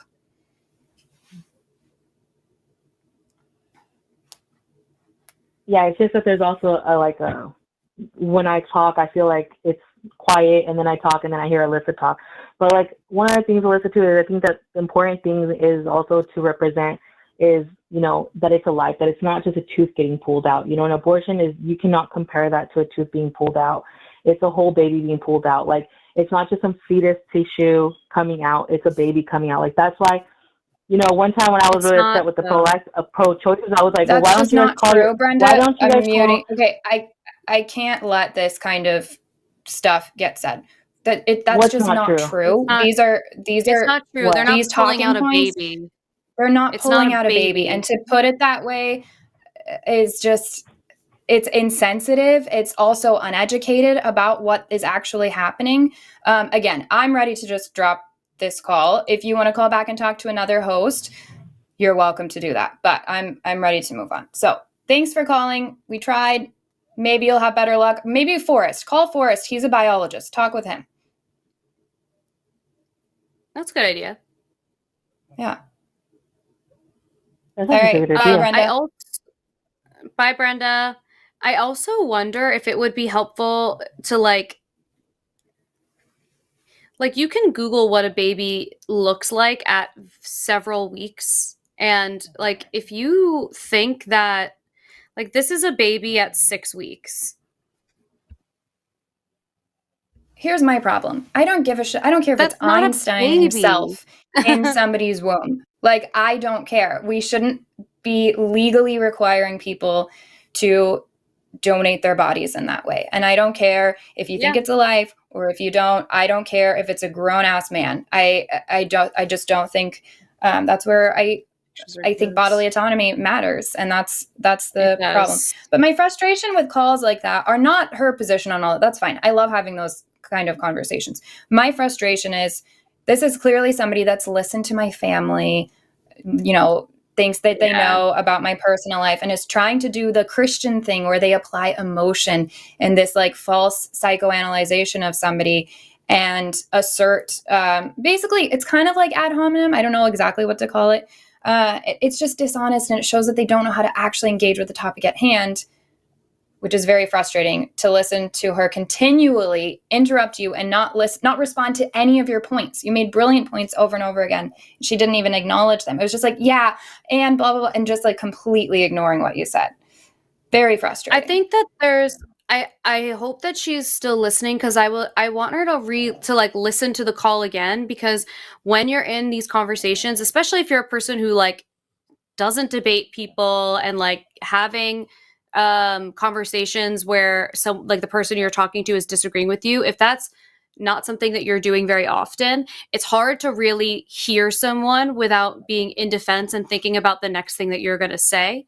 But I would really like her to listen to this call because I think there are many points that both of us made that were that were directly addressing what she was saying. And I think that there's space for her to like grow and expand what she believes. And again, to the point, I was like looking at pictures of babies at different weeks. It's fucking gross. And at 8 weeks, a baby is the size of a raspberry.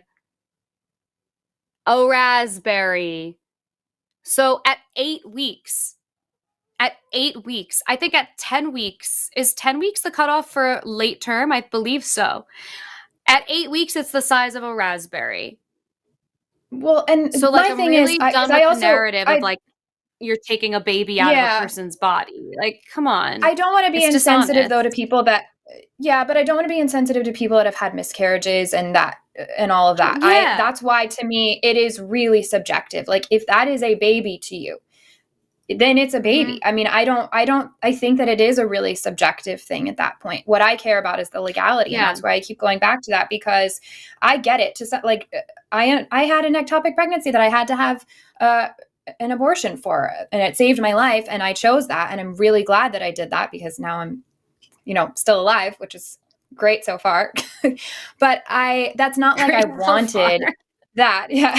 It wasn't like this thing that I was so excited about. And it wasn't like I was able to just, although that was my mindset, but that wasn't what helped me. I wasn't able to be like, well, it's just a clump of cells and I don't care. And it's like, let me look up pictures of, at that point I had already been looking at the like tracker and like looking at, it has like this developed already and stuff. I get it. I understand that position. This isn't to like take away from your argument, because I think that that's valid as well. But for me, you can still think and feel that and agree that women should have bodily autonomy, that all humans should have bodily autonomy, and that we shouldn't be legally forced to give over our organs to something, whether you consider it a full-grown life or a clump of cells, whatever it is. We cannot legally force people to do that with their bodies. Yeah. Agreed. Anyways, that's my little thing. Shall we take this last call before we do super chats? Yes, let's do it. Okay. Will, you are on with Alyssa and Eve. How are you tonight? Hey, doing okay. How are you guys doing after that? I'm fine.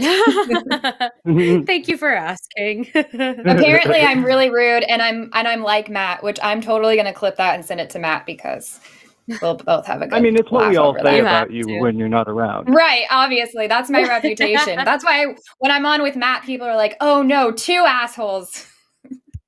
That's so And this is Monkey again, same Hi. Yes. Will. I thought so. Hey.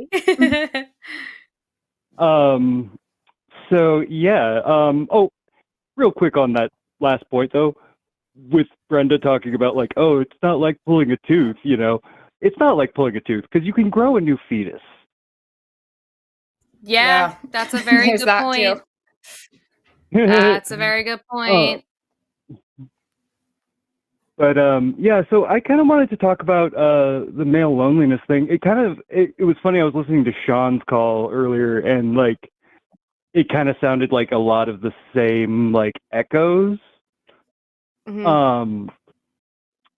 And I kind of feel like I'm in this like I feel like there's this like kind of the landscape of like men is like there's this kind of bimodal distribution of like men who have like reasonable social skills, and then on one side, and then like men who are just like kind of shitty on the other side, and then there's this like middle ground of guys who just like haven't really had like the proper socialization and kind of could be pushed either way depending on like life circumstances. Mhm. Does that make sense? I think so, yeah. There's a 'Cause spectrum. I feel like, yeah, and I feel like I'm in that like middle ground. Like I've always been just bad with sort of the whole, romantic relationship side of my life, you know? And I feel like there's this thing where like, yeah, you've got this big group of like poorly socialized men, who, because they're poorly socialized, they have like poor outcomes in relationships. They get lonely, and then like they're, prime targets for, Rogan and, Tucker Carlson and all these, fucking morons.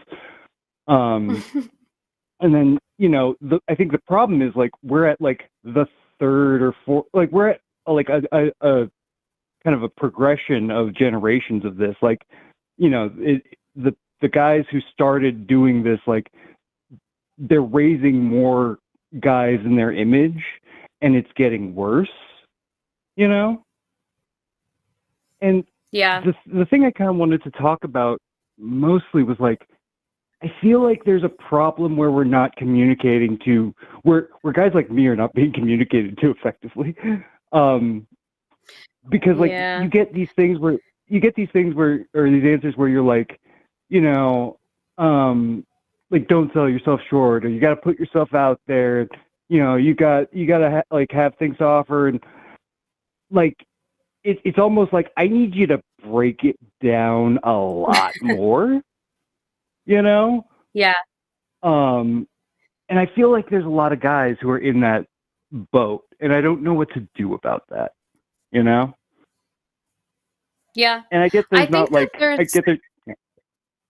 Sorry, go ahead. there's a I think that there's a lot of lack of like healthy mentorship in male groups. Like I would really love to see more of that come together, where I feel like women are better maybe at, and like I'm making such big generalizations based on the most anecdotal evidence ever, but I feel like women are really good at making like little opportunities to bounce ideas off of each other, and that doesn't necessarily have to be like business related, because there's men have a really hard time being vulnerable in general, and they have a really hard time being vulnerable with other men.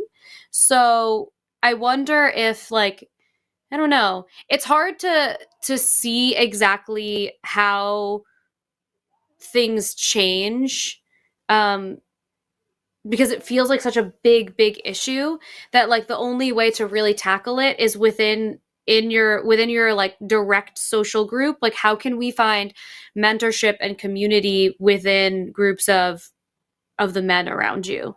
I don't know if that made sense. I Right. feel like I Well- just word salad it. It made sense in my brain, but I don't actually know if anything I No, said did. it makes sense, but the thing, I mean, the issue that I'm having is I'm one of the guys who needs the mentoring. You know, Yeah. like I'm one of the problems. You know, and like I ended up where I am just because I don't know, I read the right books or something. But like, you know, but for a couple of like lucky turns, like I could have been one of these like manosphere dipshits, you know. Yeah. But Is there anyone I that don't you know the feel answer like either. is there anyone you feel like in your life that could potentially be a mentor to you, like someone that you can bounce ideas off of or ask questions to, that can give you better insight into some of the things that you sort of are like unclear on? I mean, nobody comes to mind, you know. Yeah. Like family is a no go, so it would have to be like, you know, some kind of friend relationship. And I mean, like, you know, I've got obviously like this community, and like I've got a lot of like online friends, but I don't have that many people like in my real life at this point who like I can speak to in an honest fashion, you know. Yeah. I think, I don't know. Do you have thoughts, Promise? I was just gonna say, I do know that there, at least a big city I used to live in, they had meetups specifically for men that want to be allies and want to. I don't know if that's exactly what you're talking about, but I think you can find these things where they meet up surrounding these specific topics. And a big thing for me is anytime there's an area in my life that I want to get better at, or I want to grow in, or however you want to put it, is I try to be around the most amount of people that are like the thing that I want to be good at, and be in a room with them as much as I can, or be working with them as much as I can, so that I can learn from them, because you do end up being like the people you spend the most amount of time with. So if I am hanging out with people that hold themselves to a higher standard than I've been holding myself to, I'm going to get called out when I'm not doing that.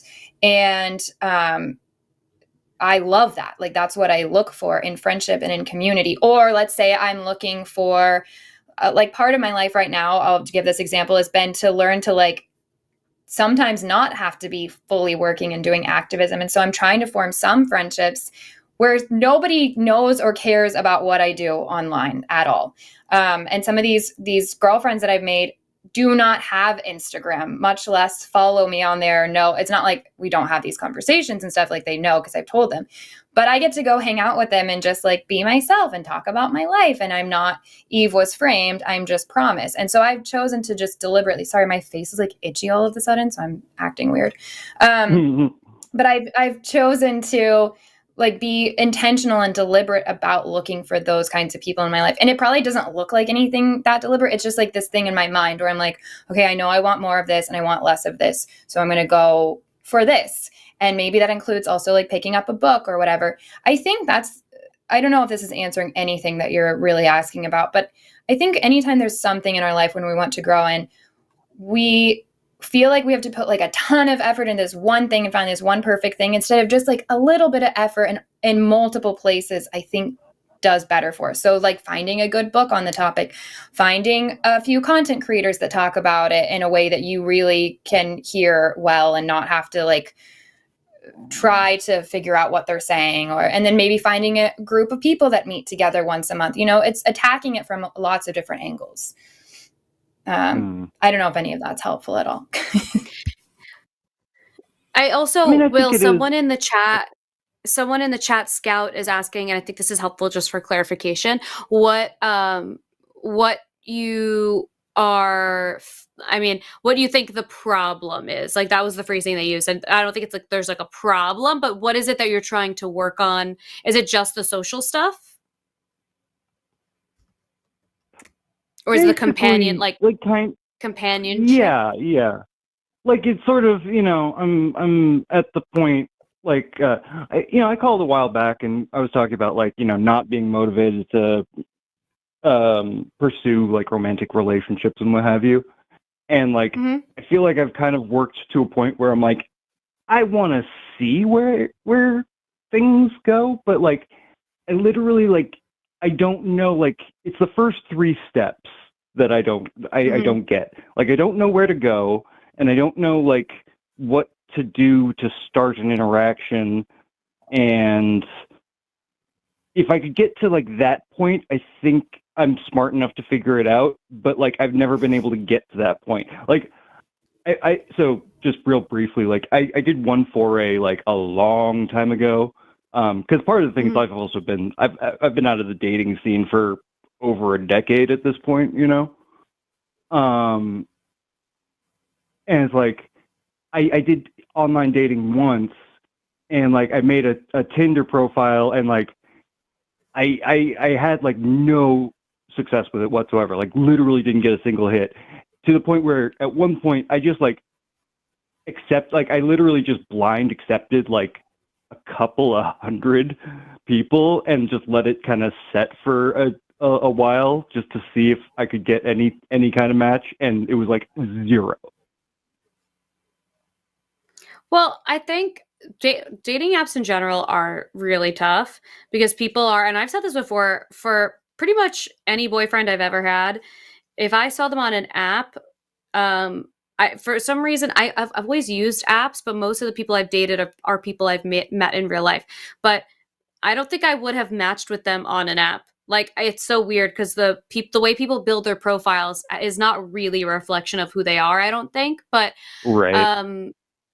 so don't be too hard on yourself in that way. But I think there's also there are other apps that are not Tinder where you can give more information. Tinder is so brief and people are just kind of like swiping back and forth, whatever. You could try like something like Hinge or something that is more intentional, something you pay for, like Match, eHarmony, OkCupid. I don't even think you need to pay for, but you can there's more of a profile. It's more robust. So that's something to think about. Yeah. But I also think it might just be helpful to do things like hobbies, like getting yourself out there in general, because if if you're if you're wanting to create more community for yourself in general, even outside of the dating stuff, um like like we were talking before with I think it was Sean, dancing classes and improv classes and all this kind of stuff, like I feel like part of what makes people fun to date is when their lives are really full and really interesting. So you have so much to talk about on these dates too. Like one of the craziest things I feel like when I graduated college in like the first couple of years, I always thought it was so funny when I would go on dates and people would be like, "What are your hobbies?" And I'd be like, hobbies. I don't know. I don't fucking have hobbies anymore. But finding hobbies again, finding things that like really fill your cup. And it's a little woo woo, but like I feel like it makes it, when your life is fulfilling, you become kind of magnetic to the people around you too. Like I think it just like creates better self-confidence and value in yourself. Like there's a lot to be said for just filling up your own cup with social things and hobbies and things. No, that tracks. It's just that's also I feel like go ahead. Sorry, go ahead.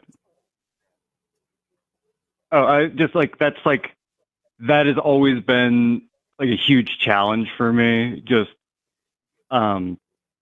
like I've got depression issues, I've got like self-confidence issues, I've got like self-loathing issues, I've got like fairly bad like facial and body dysmorphia. So it's like, I just look in the mirror and I'm like, that looks weird, and that's not like a great place to start the day. And like I'm in therapy and I talk about all this stuff, but it's like it just the aggregate of it all just makes it like really, really tough to get to get past myself. Because like again, like that's like why it's a problem with like the first 3 steps is like, because once I get moving, like once I get some momentum, like I can get out of my own way a lot more. but it's that part where I'm just by myself in my head, and that's a bad place. Do you have a good friend group, Will? I do. I mean, they've kind of like I had this really good friend group, and it's kind of been scattered to the 5 winds, you know. Yeah, that happens. Yeah, I mean, life, like. Of course, I feel like even having that, like maybe putting more intention back into getting the gang back together again, or like Alyssa said, finding some hobbies where you can make more friends and experience more community and all of that.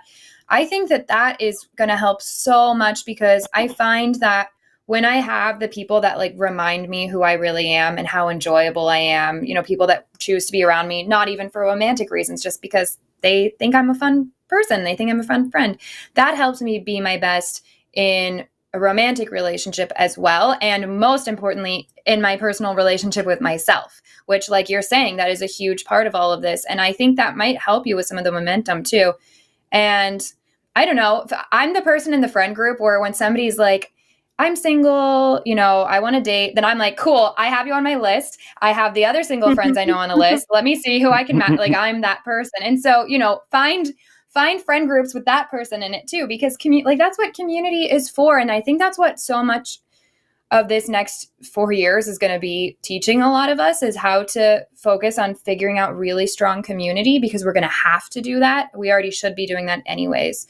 But literally community that's who's supposed to help you when you're sick, when you're heartbroken, when you're single and not wanting to be, and you want to meet somebody and you have somebody out there in the world, that's like the original dating app. You have people out there like, hey, actually I have this friend and you guys should meet and all that. So, I know that sounds like a lazy answer, but I do think putting some focus and intention on community is also going to go a long way for you. Totally. I mean, and that Will, if you're open to some coaching around this, I will say that big changes, like figuring out loneliness and figuring out building community and expanding social skills, like what you're asking for is a big change. It's a transformation in the way that you're presenting your life and you're interacting with your life. And to create that kind of change, your actions can't be mediocre. You have to match the energy of the change that you're bringing into the situation.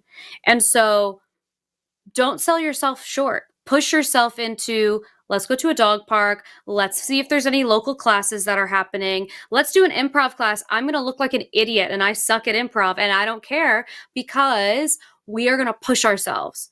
Just like give yourself permission to try everything you possibly can. And I remember, I think you have either a child or children. So I know that there's like time constraints and things like that. And of course, work gets busy, but do everything that you can to push yourself, because if you want like something big to deliver, you have to really be like putting big energy into it. You know what I mean? No, yeah, that makes sense. It's one of those things like, yeah, that totally tracks. Gosh, that sounds like it's gonna be real unpleasant for a big, like, you're just super Totally. anxiety producing, but I have no way to say that you're wrong. It's going to suck until it doesn't. It's going to suck until it doesn't. Yeah. And there's a quote that I saw somewhere that transformation doesn't tolerate mediocrity. And it's so true. So, and you are capable. Will, you are like one of our favorite people, that you're so consistent in this community. Like you mean a lot to Chewed Gum, and I'm sure to other shows on the line too. Like you are good at community and friendship. And I have evidence to show that, because the second that you got on the, like your name popped up, the whole chat was like monkey, like everyone, like Yeah. I have a friend who's watching the show who texted me and said, Will's great. Like you are actually this person that you are getting in your head about not being. Like you're friendly and you're kind and you're thoughtful. Like you are those things already. It's just like showing up with even if it's false confidence, show up with some delusional confidence for a little while until you feel That's like all the I evidence have matches ever. up. Yeah. I run off pure everyone's delusional faking it. confidence. Yeah, well, on that note, Right. whenever I'm hosting on the other shows, I am always nervous about doing these shows. And especially when I'm hosting on the other shows where it's not the safety net of chewed gum.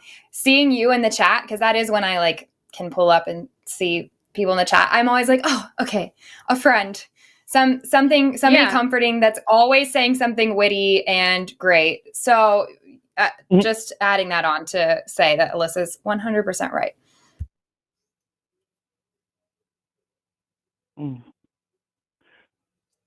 That's really nice. Sorry, I'm having feelings. It's okay. It happens to the best You of can us. have feelings. I try not to all the time, but it happens. This is a Sorry that safe there's like space a for race feelings. happening outside of my house right now. I don't know what's going on. Yeah, I heard It's some of that. But It's a Tuesday night, guys.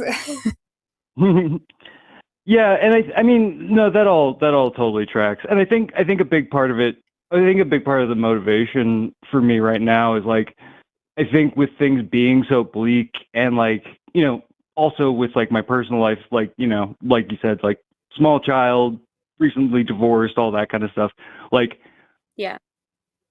I'm like my whole life I've been very comfortable with being alone, and now like community's gone from being like a luxury to a necessity for me.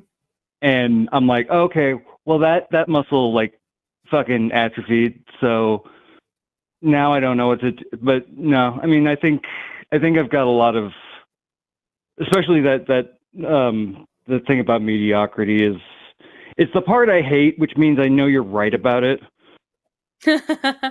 I know. It's such a good quote. I remember the first time I heard it, I was like, I gotta write that down. That's really good. And I say that to myself all the time because we love to sell out on ourselves more than anyone else. Because I can guarantee you would have a conversation. Like if I was having this conversation with you and like we were in a flip situation, you'd be like, what are you talking about? It's so easy to advocate for friends and be like, you're so awesome. What do you mean?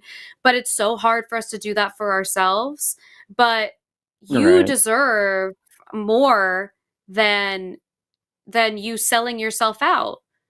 Like don't sell out on yourself. Like life has so much to offer. Like get creative, get silly, and get like courageous with it. And I know you have a therapist, and so I'm sure that they're able to support you in like a million ways also. But I know that people sometimes get annoying about affirmations, but there is like 40 years of research behind affirmations being helpful. So I have my coaching clients make a word bank of adjectives of who they are on their best day, who they are on their very best day, like who they know that they are capable of being, whether that's you as a parent, you as a friend, you as whatever, and create little affirmation statements from it. So like for me, mine is I am a courageous, compassionate, and creative leader. And that phrase, when I'm like, I do not feel like showing up, everything feels really hard, my anxiety is kicking my ass, and I don't want to do this, that little phrase is game changing for me. That and transformation doesn't tolerate mediocrity. Those two together, I swear, are like an antidote to so much of the anxiety and stress that I have. And so maybe trying that word bank affirmation situation might be helpful. It seems silly, but it is actually proven to be beneficial, and anecdotally, I really enjoy that whole process. No, I mean that tracks. Like I won't lie, there's the cynical part of my brain that's like, oh, you want me to have like a medicinal live, laugh, love poster? Really? But like that does totally track like Listen. from like a psychological perspective. Yeah. Okay, so a few weeks ago, Alyssa and I had a conversation about some stuff that I am working on in myself, or actually apparently not, because she's not working on it, because she told me to do the same thing, and I still haven't done it because I also am like this cynical, like, that sounds so like, So I'll make a deal with you, Will. If you do it, like, why don't you and I both say that we're going to do that this week? And then if you call in next week, let's hold each other accountable and see if we've actually made our little affirmations. Yay! I don't know. Oh God. Are you down for the challenge? We don't have to share what our affirmations are. We Yes. can just say. Yeah. We can also lie if No, we want, but we can say if we've made them or not. Yeah, but no, I like the somebody holding me accountable. It scares me, so I know it's probably something I should do.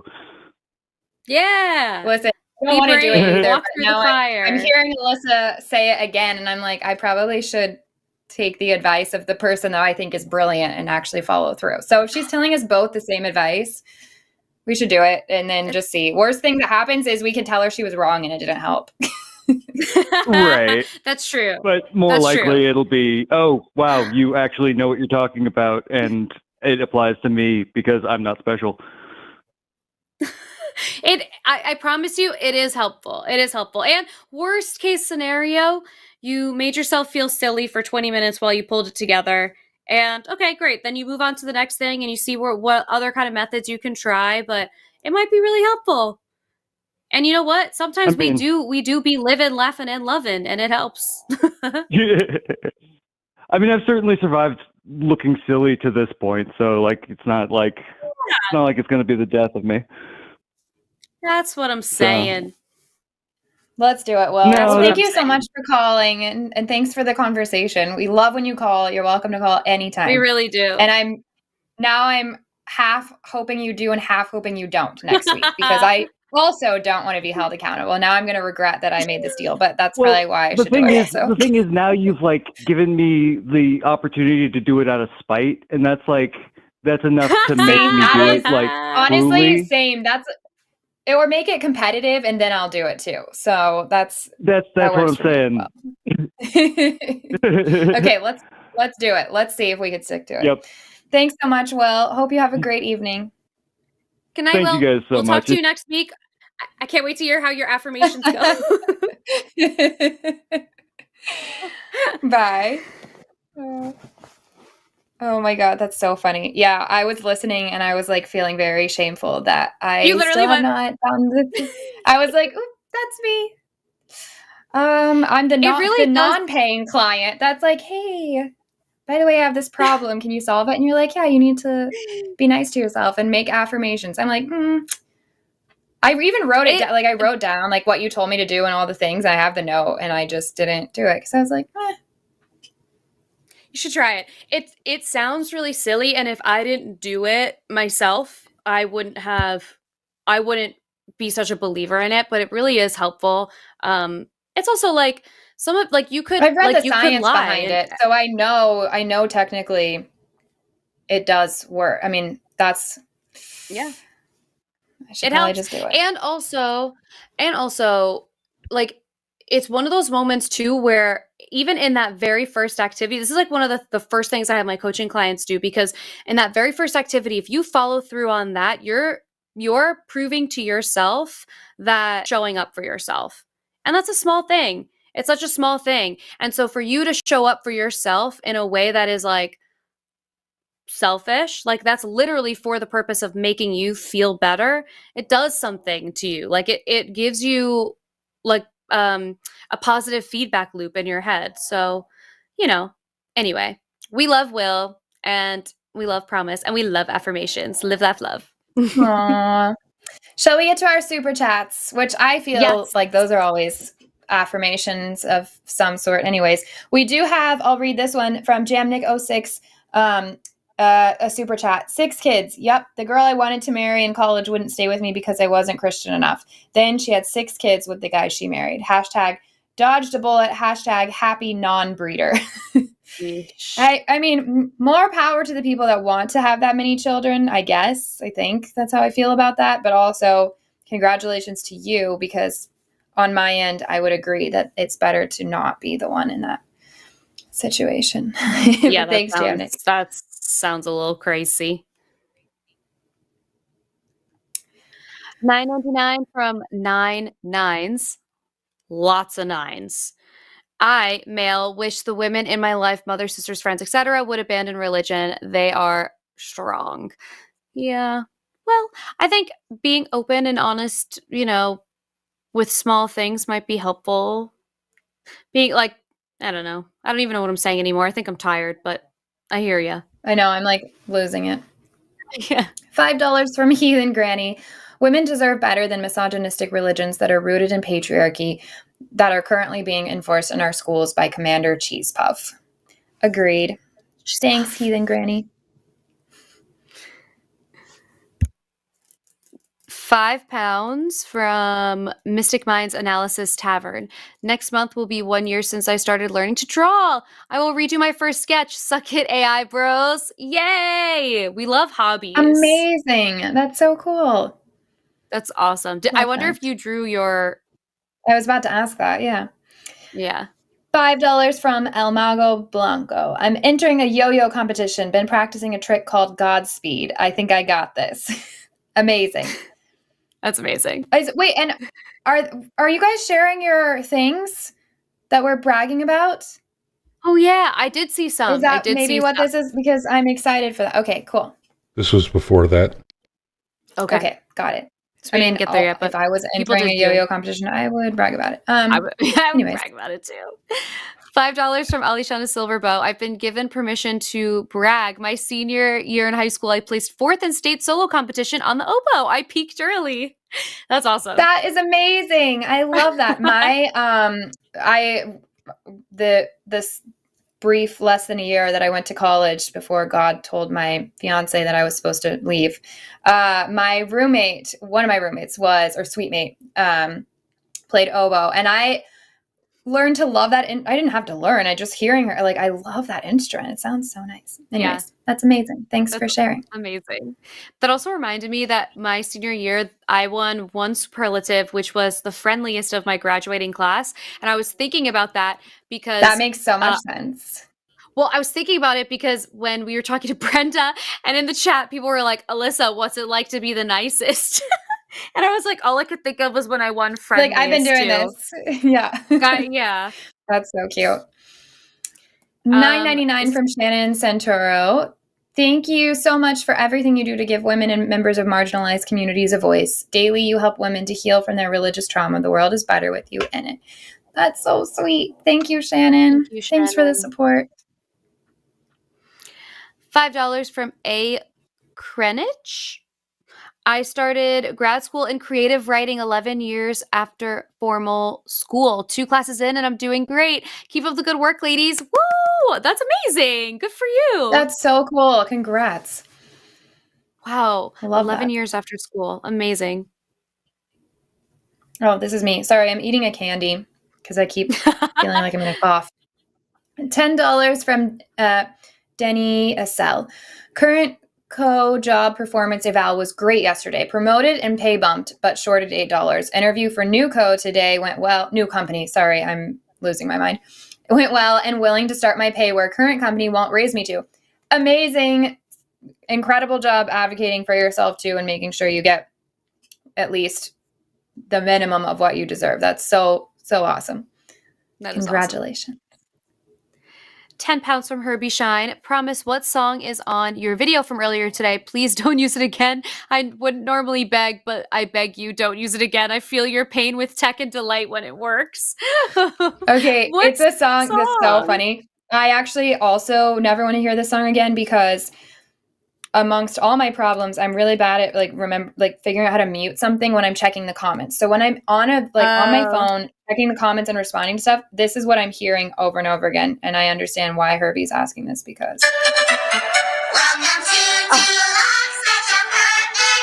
So that's it's the song from Shrek, amazing. Right? Yes, it's from Shrek. It worked with the video. Thanks, Herbie. That's amazing. $5 from PT Colin. Nothing says I'm a badass American patriot more than Kid Rock storming off stage because people didn't clap along to the song. I saw that clip And it was so Mortifying. funny. Just the diva behavior, so embarrassing. Diva. But also checks out because that's just like Trump. Trump would do the exact same thing in that situation. Such So divas. Such divas. we all belong with each other. Oh, one of my dogs is dreaming. $10 from Shay S. 7 years after leaving the cult that was against higher education, I graduated with my bachelor's in computer science, and I'm starting my graduate degree next year. Take that, religion. I love that so Amazing. much. And it's so Okay, I'm interesting gonna pee how while you do much. this next one because I'm gonna Oh, pee my yes. pants. Hold on. So sorry. It's so Sorry. cool No, to I'm me. fine. Like, no, you're good. It's so cool to me how people. I'm just talking to you guys now, and Alyssa's dogs. How when you leave religion, I feel like education suddenly maybe even holds more or new value because that's what we weren't supposed to get. You know, we weren't supposed to have knowledge. It's like this forbidden thing from the first story in the Bible. So I love that for you so much. Thanks, Che, and congrats. $5 from Space Wizard. If the state has the power to force you to stay pregnant, what stops the state to force you to have an abortion? That happened in China. Yes, exactly, which is what I was saying. Yeah, that's why. So I really wish that Brenda had actually engaged in the conversation honestly and in a way where she was listening and then responding instead of just saying stuff. Because I made my points, I feel pretty clear. So, and I was trying to cover all aspects, and I think she really needed my argument to be, oh, well, women say it's good, so I believe in it. And that's just not at all why I am pro-choice. But thanks, Space Wizard. $5 from William Broyles. I'm in the process of adopting my 3-year-old stepdaughter after my wife passed unexpectedly a bit over a year ago. I already have full custody. I'm so sorry about your wife passing, but I'm so happy for you about adopting your stepdaughter, and I hope that process goes smoothly and is a positive experience for all of you, and that that's some light in your life. Thanks so much for sharing that, though. You want this one? Okay. Yes. 10 pounds from Herbie Shine. I'm still very proud of getting my chef qualifications. It was a long time ago. Thanks for the show. As always, I'm off to bed. It's 12:20 a.m. in real UK time. Oh, but Caleb sounds scared. # feet hands. You That's left really at a good funny. time, Herbie. Also, I would have loved to go to culinary school. I think that's so amazing. And I'm still waiting on you to send us a recipe for something. Ooh, that would be fun. If you send us a recipe for something, me and Promise can both film ourselves making it and see who does a better job. That's a great idea. I'm excited. Right? 1999 from Cody Cooper. Why is it that some Christians act so mean and nasty, interrupt, and talk over show hosts? Jesus says, "Be kind to all." And as a high school valedictorian, love to hear it, I happen to know that science makes much more sense than creationism. Yeah, it is sad. That's what's so funny to me. I had the last few days a ton of like larger apologist accounts on my page commenting stuff, and they're just being assholes or just like condescending and rude, you know, just not being very nice. And it's so funny for the people that are supposedly transformed and renewed by Jesus's love and sacrifice for them. They act just like any other asshole. It's just humans. It's a human problem that they are just as susceptible to as anybody else. Thanks, Cody. $5 from the Raven 200. Not going to be able to stick around, so remember to join the # kinky like button gang and consensually pound or peg that like button's peachy derriere. Amazing. Thank you. $10 from DaCosta. Me? Brag? Every chance I get. PR'd my 10K by 2 minutes. That's amazing. More importantly, love y'all's work. Keep it up. Also, love the sweater option. Hate that I live in the tropics. Aw, yeah. It's been rainy and cold here today, so it was a good hoodie day. $4.99 from Homespun Covers. I don't know if there is a thing. It might just be that. I'm not sure. That is it. It's just that's money. The super chat. Thanks for the easy read. $9.99 from DeLorean237. Just wanted to say I love y'all and listening to the perspectives you give. Promise is cooler than me. Oh, sorry, I'm reading this all wrong. Just wanted to say I love y'all and listening to the perspectives you give. Promise is cooler than me, and Alyssa is almost as cool as my Alyssa. Not quite. We'll take it. I'll take it. Thanks, DeLorean. $5 from Dade Murphy. Hosea 13:16, yeah. Isaiah 13:16 both demonstrate that the lives of babies are anathema to God. I don't know what that means. What does that mean?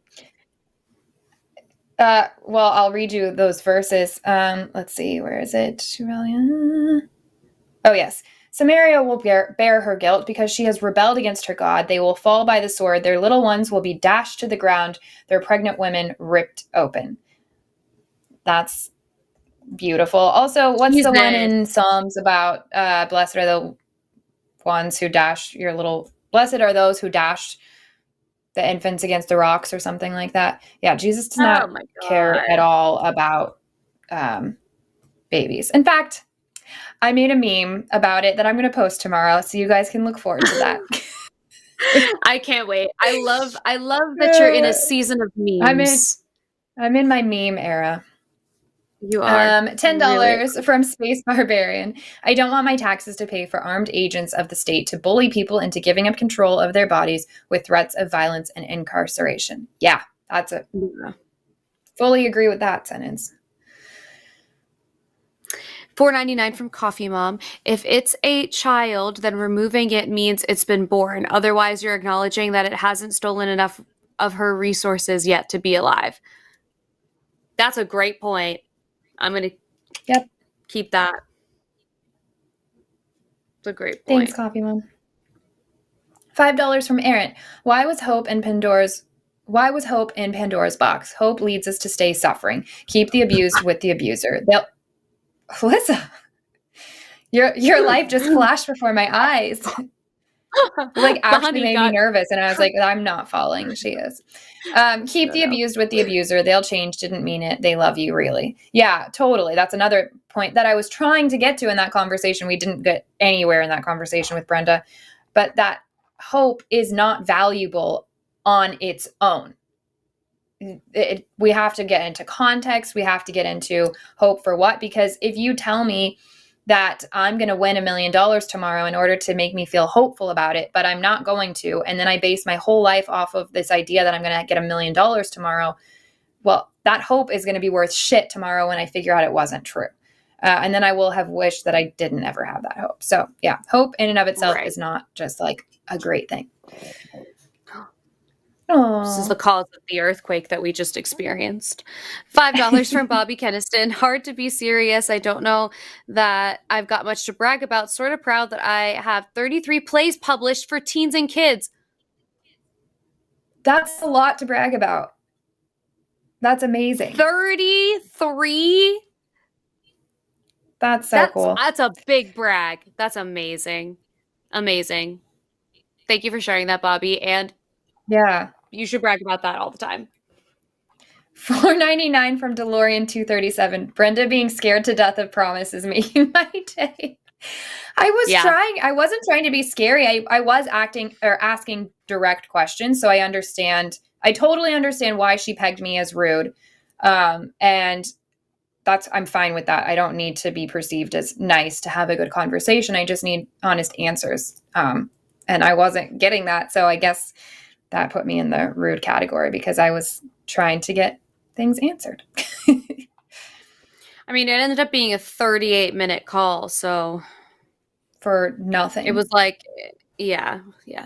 $5 for Monkey a Typewriter. Brenda must be an omniscient. Thanks, guys. Omniscient oracle employing the mystical art of remote viewing through time, space, and mind. Or she's full of it. Probably the second. Yeah. I know. It's like, I don't know. It's like the self-righteousness that gets me. Yeah. It's a human tendency to, and we do it for survival instincts, to act like, to pretend like we know so much about another person. but Mhm. it is not helpful in a conversation like this. Also, it kind of has nothing to do with anything. Like if you have a good point to make, it shouldn't really matter where I'm at. So anyways. Yeah, I agree. That was it. $4.99 from DeLorean 237. So rude of you, promise to interrupt the beginning of Brenda's sentence with the middle of yours. Shaking my head. Yeah. That's Some amazing. of those I was giving her the benefit of the doubt for a bit because some of those interruptions were happening on all of our ends because the delay. But there was clearly a point where I was like, okay, you just don't want me to talk, which she actually said that. So at least she was honest. She said she didn't want to talk to me. $5 from Squidward Q Sagan. Thank you so much for your support. Thank you. $20 from Mr. Boricua 10. I don't say it like Alyssa, but I do my best. That was really good. Brenda, thank you. But when you do it, you always do like a little, I don't know, it's like a cute thing that I just associate with you. So that's why I make you read them. Oi, Brenda, we're a parasitic species. We require a host to survive. We can also kill the host by being a dangerous parasite. You can't force someone to be a host. Ectopic pregnancies exist. Bad stuff. C-sections are abortions. Yeah, there was so much we could have actually gotten into had we been able to have a real conversation. But I don't think Brenda wants that, and that's totally fine, which is why I say, like, don't call the show if you don't want a conversation. Right. $10 from Mac. Brenda contesting the tooth analogy was wild. Abortion being more invasive supports your point, not hers. If people avoid teeth cleaning, they're obviously not seeking something worse frivolously. Yeah, exactly. But this is like, this is why I said I want her to listen back to the call because I want her to, it's hard to have your thought be criticized to your face and like be able to be open and flexible to it. That just requires so much vulnerability that people don't have. And so I want her to listen back to it because I think that there is more flexibility in what she believes than what she was willing to like give to us on the call. But yeah, whatever. I agree. £5 from Ian Roche. I hope I'm saying that right. Men are taught that it's okay to show anger, not other emotions. I think more people have alexithymia than is known too. Teach emotions, etc. in school. Wait, what is that? Now I have to look it up. I don't know. Mm-hmm. Alexithymia, maybe? Wow, and I don't know how to use these devices, you guys. Okay, wait. What is it? It is psychological condition characterized by difficulty in identifying, understanding, and expressing one's own emotions. Oh. Yeah, probably. But yes, I agree. It's so crazy that we're taught things in school that we end up never using, but then we're not taught things like how to regulate your emotions or even just like regulate your body or how to file taxes or like write a check and stuff like that. Yeah. $5 from Space Wizard. If the state have the power to force you into staying pregnant, what stops that state to force you to have an abortion? That happened in China. I think we read this one. We did read this one. Did we? Oh, you must have read it when I was peeing. I read it. Oh, we got lots to get through. We'll read faster. Oh, jeez. Okay, next. $5 from Aaliyah Shauna Silverbow. What do you call a homeless monkey in the woodwind section of an orchestra? The oboe bonobo hobo. Hashtag oboe jokes. Hashtag sorry not sorry.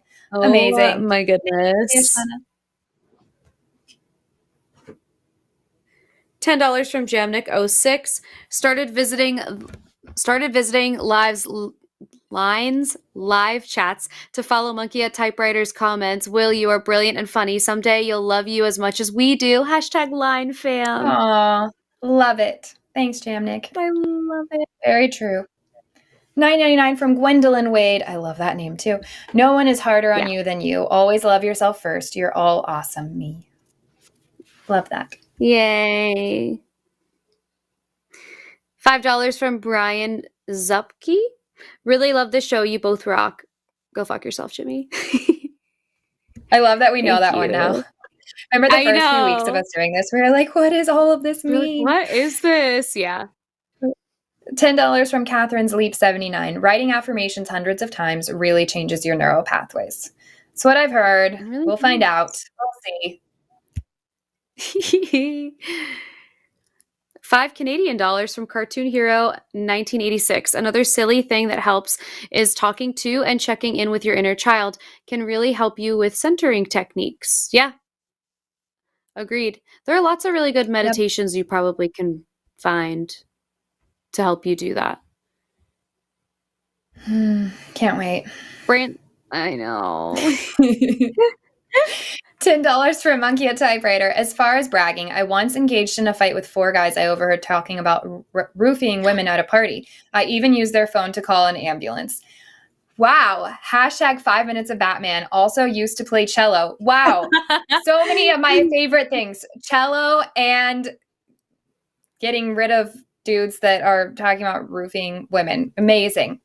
Wow. See? And healthcare. We got them an ambulance. So look at you. Amazing. We love Will.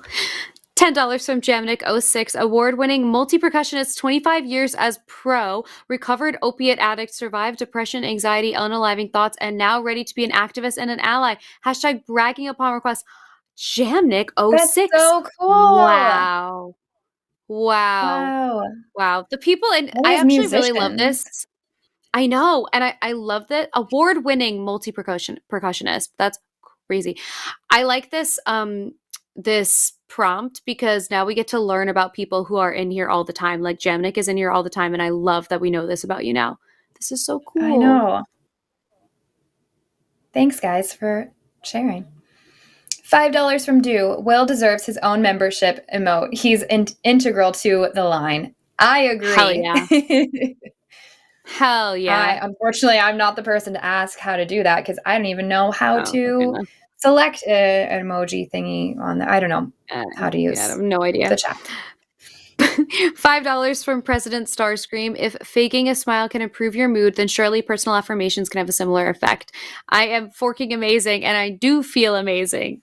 Yes.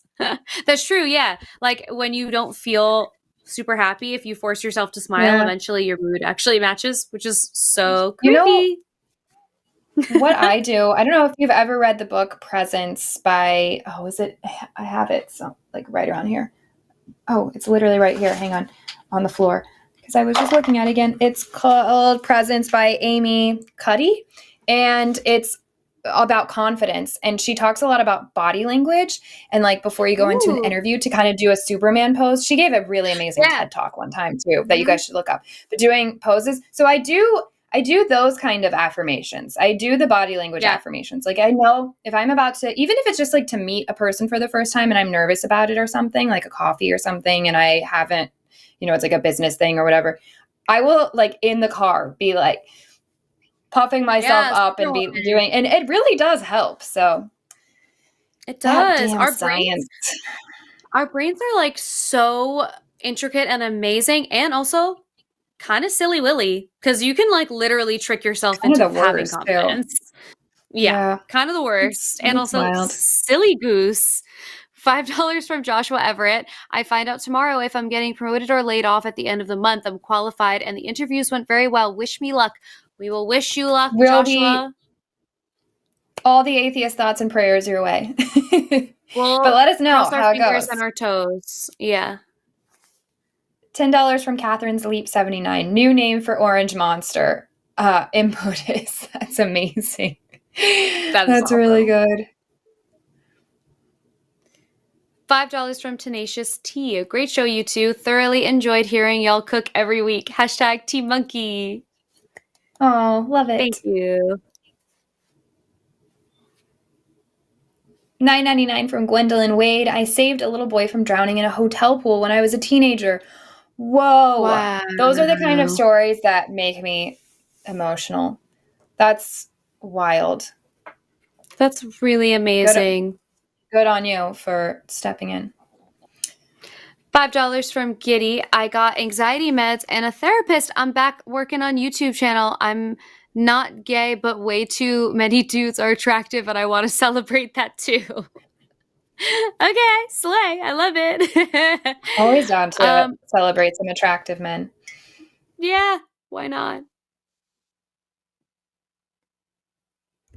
$20 from Data Mouth. When I was young, I saw adults talk about God and prayer like a trend. Now at almost 50, I feel depressed thinking that when I die, religion will still be a major part of the world. Anyone else feel this?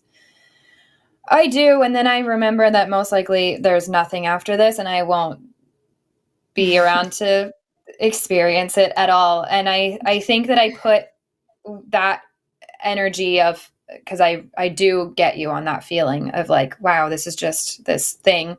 I kind of just look at it as part of this cycle of life at this point. It is a part of society. It's in here. And I hope that I'm a part of helping it get to a part in the cycle where it's healthier and it's harming less people. And of course, on a selfish level, harming the people I know and love and care about most less when I'm gone. So yeah, that is why I do this, is because I recognize that it's still happening and will always be happening in some way or another. Yeah. And sometimes it's not about like eradicating religion or whatever. It's about being community for people who need it and want it, and people who want support in navigating, like maybe coming out of it, which we get to be. The whole line community gets to be that. Yeah. And thanks so much for supporting, because you're helping with that. So yeah. Exactly. Was that it? Oh, no, more. $5 from Bobby Keniston. I keep wanting to be funny, but it would be kind of a deflection. A few calls really hit me tonight. Thanks for the show, and thanks to the community. We love you. Aww. And those 33 plays. That's amazing. $5 from Commander Shepard. Off topic, but Trump tricked me, and now I'm scared. Thank you for the show. Free exchanges of ideas like this enriches us all. Thank you for small escape from news. I feel you, and I'm so sorry. I have been tricked and duped by similar things before, like thinking there was a God. So we're here for you, and thanks so much for the support and for watching. Yeah, we're happy you're here. $5 from Monkey at Typewriter. Bragging, I'm amazing at shitting on myself, like truly the best. I can draw criticism from the most triumphant victory. Hashtag malice compliance. Or malicious compliance. That's amazing. I love your hashtag. I used that phrase in a song we were writing today. So good. Because I too revel in malicious compliance. $10 from Brent J. Not to sound braggadocious, but I did donate to the best show on the line. Yeah, you did. Thank you. Yeah, girl. Not to brag back, but I agree. $5 from Jamnik06. I had to look up the same 2 words as the hosts. Hashtag not a brag, but still a brag. That's kind of like an anti-brag. Yeah. We're normalizing average level thinking here. You know, listen. We're doing what we can. $10 from the Eagle fan. Great job, ladies. Go Birds. Hashtag Super Bowl champs. That was a fun. We didn't even talk about that. That was a fun game to watch. Oh. And the Super Bowl halftime show was unreal, incredible, best ever. It was so good, and I have so many thoughts on it, but I was on Thread. Next time. One thing about me. I should go see. Did you Thread? I've been on Threads. Not during it, but in the morning. Yeah, recently I've really been like airing out all of my not problematic, my like controversial things on Threads. So anyway, do you have less of an audience over there? Yeah, and I feel like I can yap also because it's not an app I check very often. Right. So like I could like say whatever there, and like right now I have people who are like literally Nazis responding to one of my threads from this morning, and I just don't care because I'm like it doesn't affect my mental health as much to like have those kinds of posts there. Wild. But whatever. $5 from Mr. Boricua 10. Crossed 60 pounds of my loss of mass.